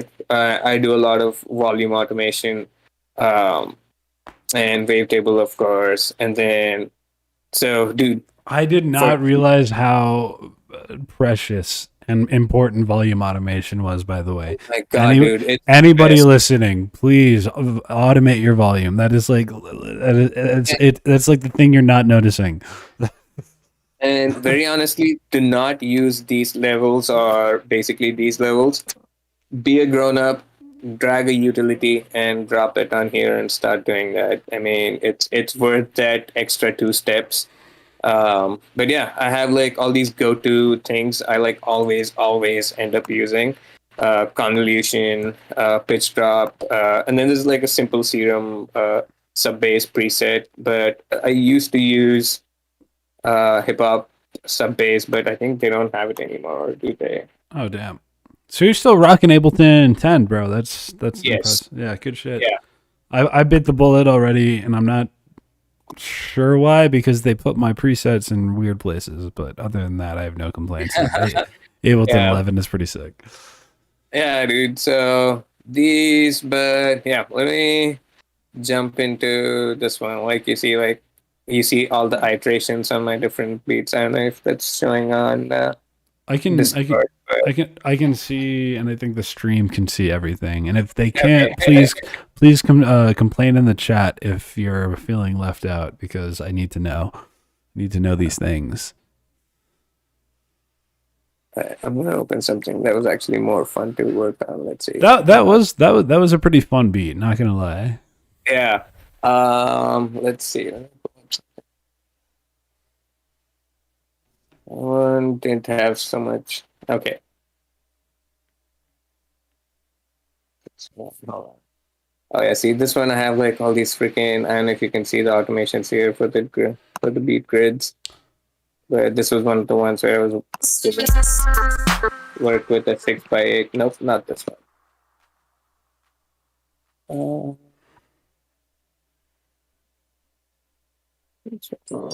right, I'll just go back to the first one we started. All good. All good.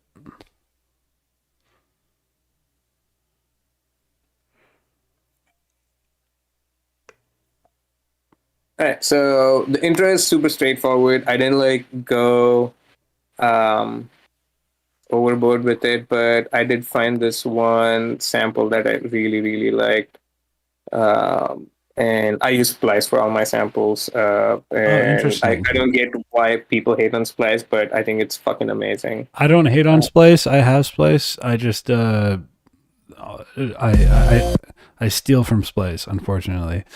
It doesn't matter, dude. Like whatever. Like I mean, it's like I just look at it as like another tool in my utility belt, and I'm like super chill with it. All right, so this was in a different key. I like flattened it, and you know, played with beats and complex. But I wish I had the version of it saved with the original one, but yeah, this is like a simple sample I have, and then so the intro to this, I wanted it like something that a hip hop artist would be able to sample if they want to, you know, and if they want to like throw bars on it. That was like my, that was what I had in my head when I was writing the intro. I was like, right, so it's like super basic, like a hip hop sounding beat. Sounds like like old Jay-Z about to drop some bars. Right? It's got a nice bounce. So I found some really good 808s that I wanted to use. I can't remember. But yeah, if did I beat them up with anything else? No, it's just like just like a plain old 808 sample. I didn't spend like too much time on this intro, honestly. And then I automated like the snare roll. Sometimes I'll be lazy and just bring in I'll just bring in like an existing build up. If I like do build and then 150, I'll find something, but sometimes it's worth writing that snare rolls yourself. So again, this is my typical snare. Any rolls I use or anytime I use an arpeggiation on like snares or hats, this is an amazing hack that I would encourage everyone to do if you're not doing this already.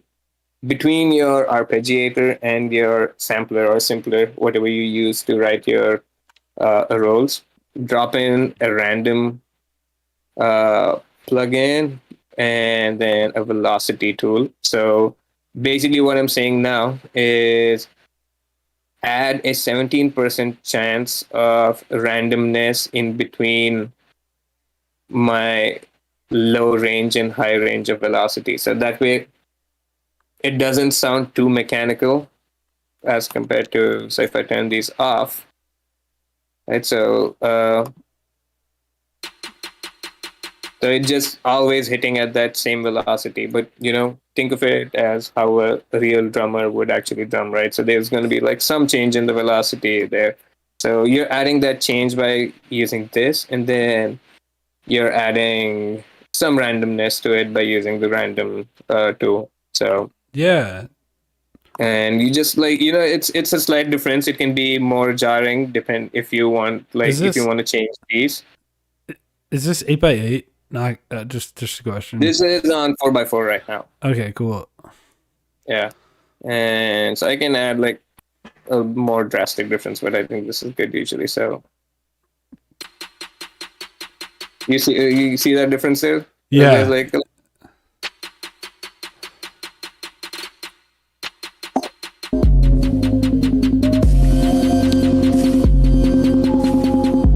I have like my stick rate automation giving me the building effect, and you see I have my volume automation giving me some more build, and then I also have my frequency shifter fine automation. So basically, Is that for the same hi-hat? I'm sorry? Are you using the frequency shifter on the hi-hat? Do yes, I have hi-hat playing here? Or sorry, the snare. My bad. That was my fault. On snare, yes, yeah. Okay, so I have the frequency shifter on the snare. Okay, yeah, sweet. Okay, cool. Yeah, so the same frequency shifter is on both of these guys. So both of them like start building together.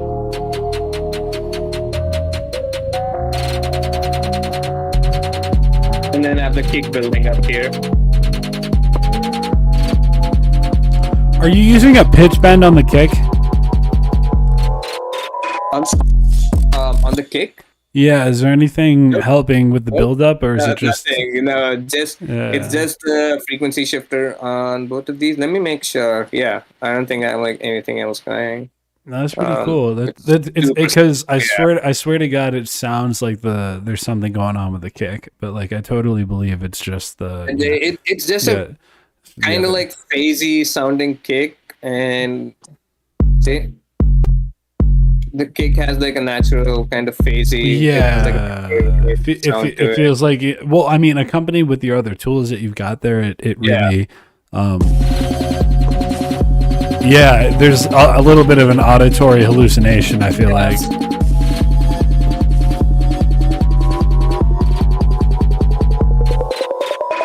So this bounce is, man, I'm like trying to find the channel where I had my. Did I delete the input channel to it? Okay, I'll figure it out. Anyway, so this is all like resample data from using the. If I can't find that, but okay, so I was basically doing this. I'll show you guys. It was super quick. It was super dirty, but super easy. I had. Let me find the sequencer. Actually,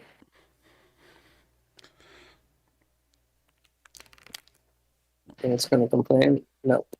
Oh, it didn't. Cool. And then I just had like super simple. Just a shout out to the chat. Just because you have dark theme on doesn't make you a better producer. So, okay. My eyes get so strained. I cannot do it. I'm 35. My age is showing on all these kind of things. I have back pains and knee pains, and like my eyes hurt if I produce for more than 1 hour. So I cannot use dark theme. All right. So yeah, I think it was like a. Let me hear this sounds. It was something like. So what I did was I used some of the other resample section here in the intro, so it actually sounds like a build.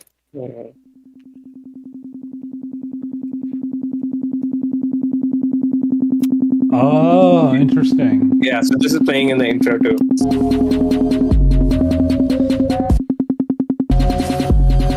And then I have the same frequency shifter here if you look at this guy. And then I have the same frequency shifter going down here, so I have the that's why I have the. Wait, do you have it? It pitch bends up before it goes down, right? So on the sample itself, I don't have any pitch bends. It's just the frequency shifter doing it. Oh, okay, gotcha. Yeah. So, yeah. So I have that, and then this sound was like pretty straightforward. So just like it's just this with the sequencer. So I get like a. Oop. Why am I not getting anything? Your track's armed. I'm not really. Is it the right track?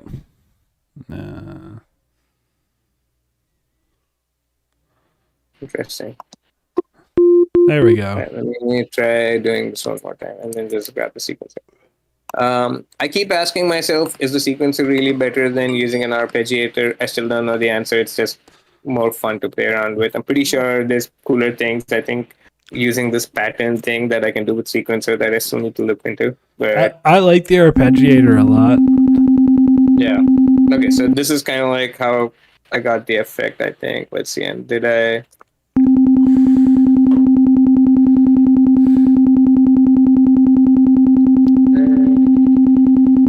Oh, yeah, I was playing around with this.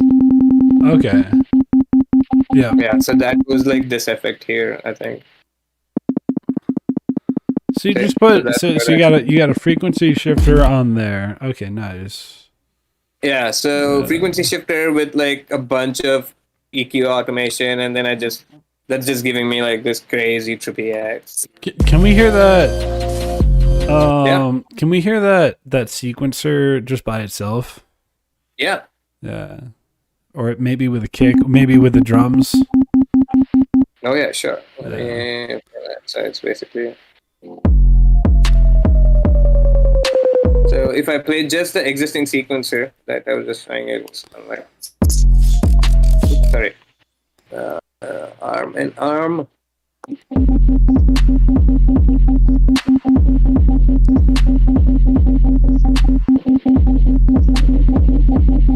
Let me reset this.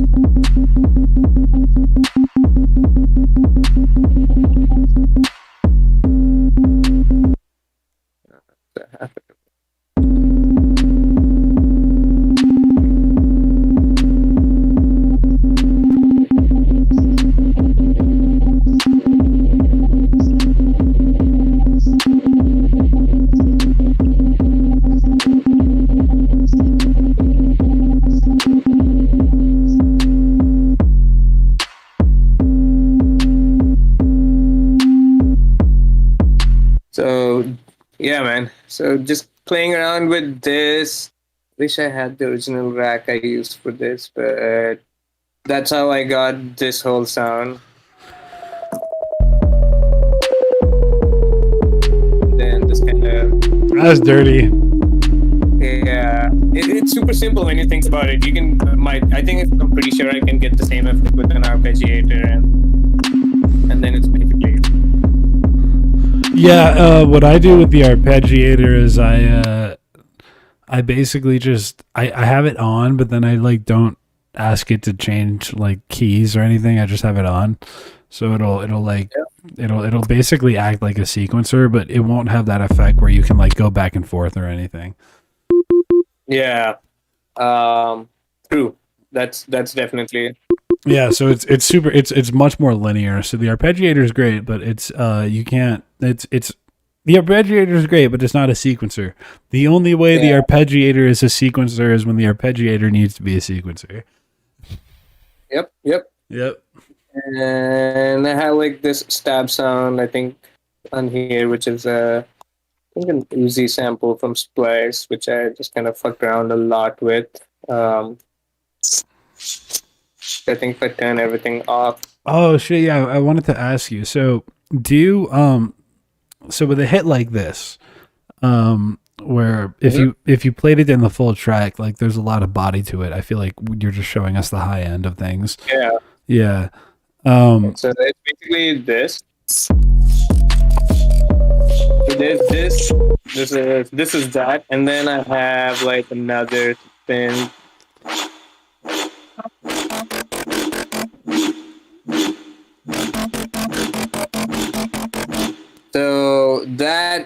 So this one is a plain old saw synth with like some phaser and reverb and let's see what else does it have. Yeah, so it's a saw synth with like some basic harmonics added here, and I have the sub running on it. And in the effects, it's super simple. There's like dimension just to kind of give it like that airy feeling. I have the phaser, which is giving me that movement, distortion, and just a compressor to give it like that slight bounce. So on top of all of this, I just have like you mentioned earlier, like I just have a plain arpeggiator on up mode. And I don't know if you messed around with this, but these give you some crazy effects when you like play around with them and like the rate and the gate, depending on what you use. So I usually go between up down or up, but I have it on up here, so it's kind of just giving me a more um, progressive or like a high or like a traveling upwards feel somehow. Yeah. Right, and then if you see here, I have like some simple. So I'm like just bringing this sound in normally. If you hear this with the lead I have, so as the lead's kind of mellowing out, my saw synth starts coming in.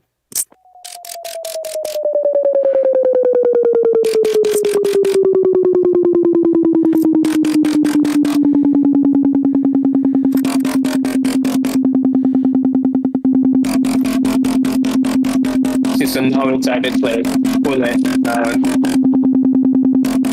And like by the time I hit the notes variation on it, like I have like a more nice transition into it. So although there's like hardly 6 channels worth of music playing, I'm still like that's how I'm kind of getting like more mileage out of it. Well, Yeah.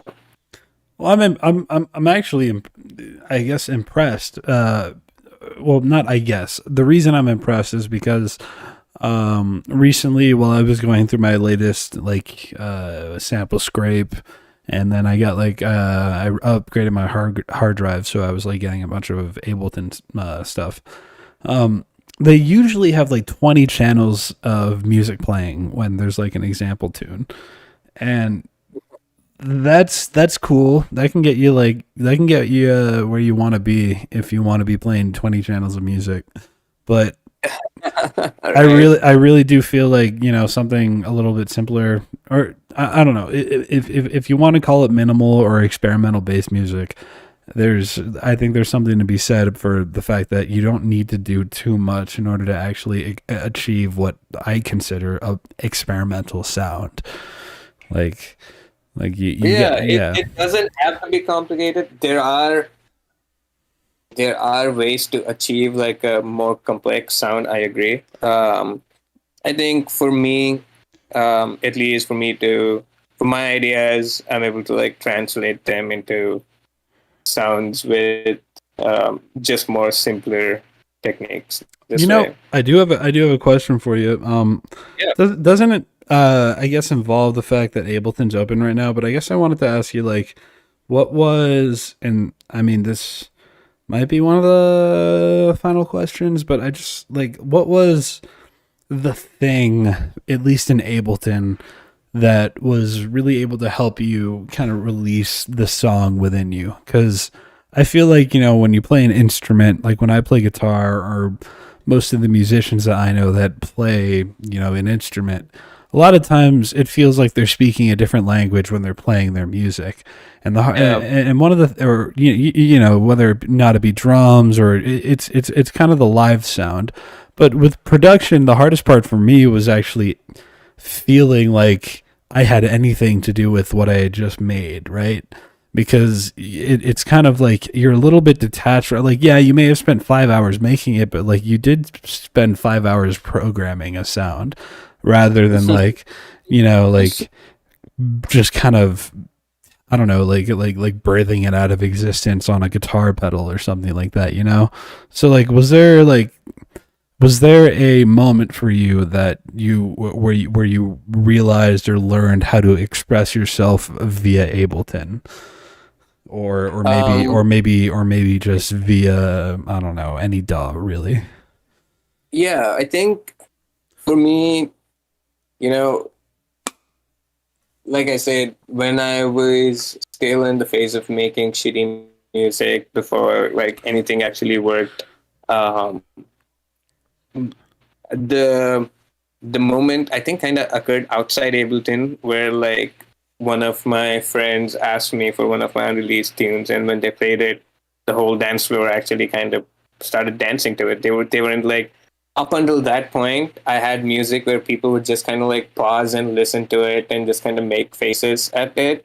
And there was that one point where I saw the people like just dancing to it, not just standing for it. And that's when I realized, okay, so this is the sound I need to, or this is the vibe, this is the sound, this is the like, this is the bar I need to maintain moving forward. And that's when I started kind of like noticing I don't need to complicate things so much. Like I can just have like this workflow that I just explained. Like I can just have everything I need laid out right in front of me, and I can make the best out of it. Right. And just having too many VSTs, too many samples. Like I do have like a zillion samples here, but like honestly, don't hit them up as long as they're like not in my collection up here. So um, it kind of helps me maintain focus. So yeah, like that moment kind of led to everything else for me.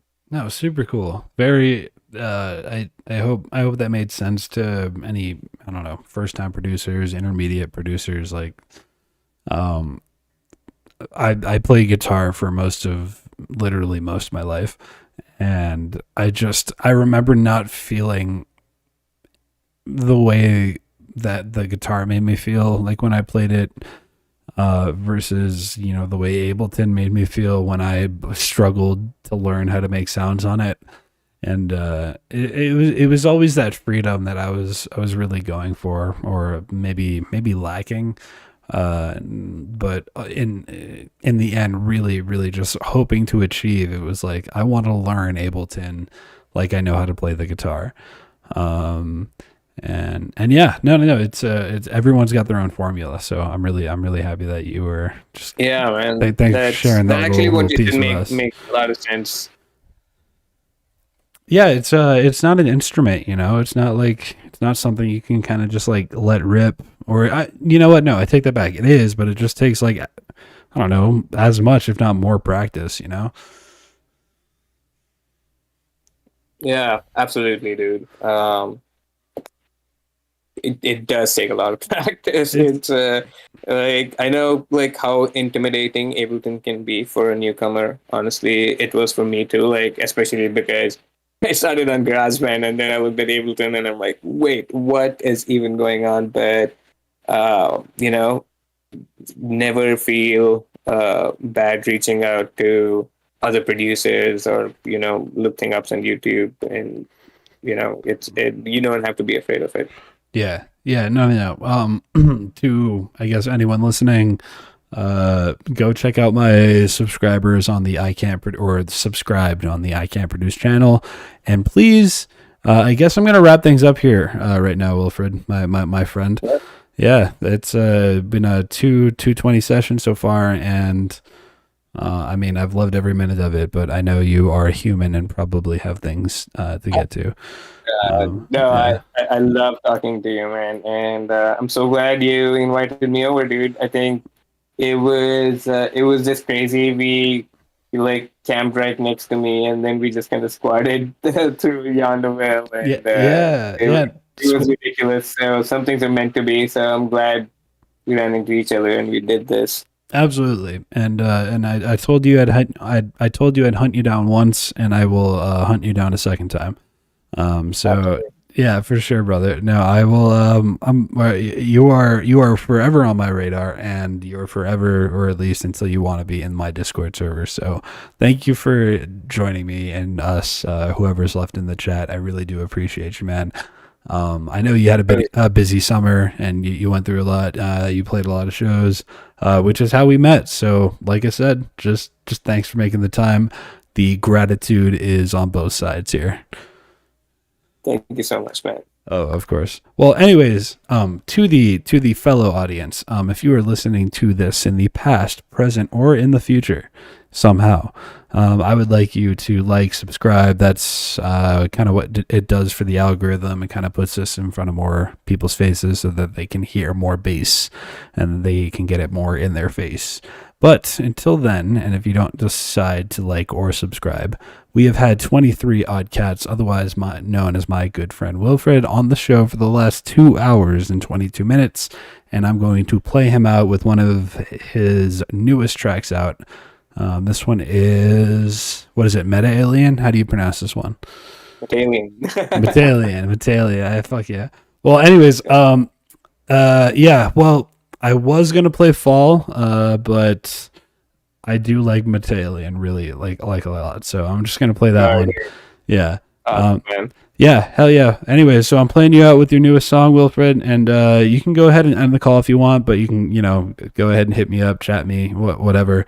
And For sure. yeah, I'll You talk. know, I'll be around. Yeah, fuck yeah, man. Well, yeah, I'll send you some music, and it's been great talking to you. I will see you around for sure. All right. Likewise, brother. Take care. Hey, brother, take care as well. Hey, you have a good one. Everybody else, I Can't Produce a podcast. My name is braV, and you are listening to I Can't Produce a Podcast. Peace out, y'all. Have a good one. Night.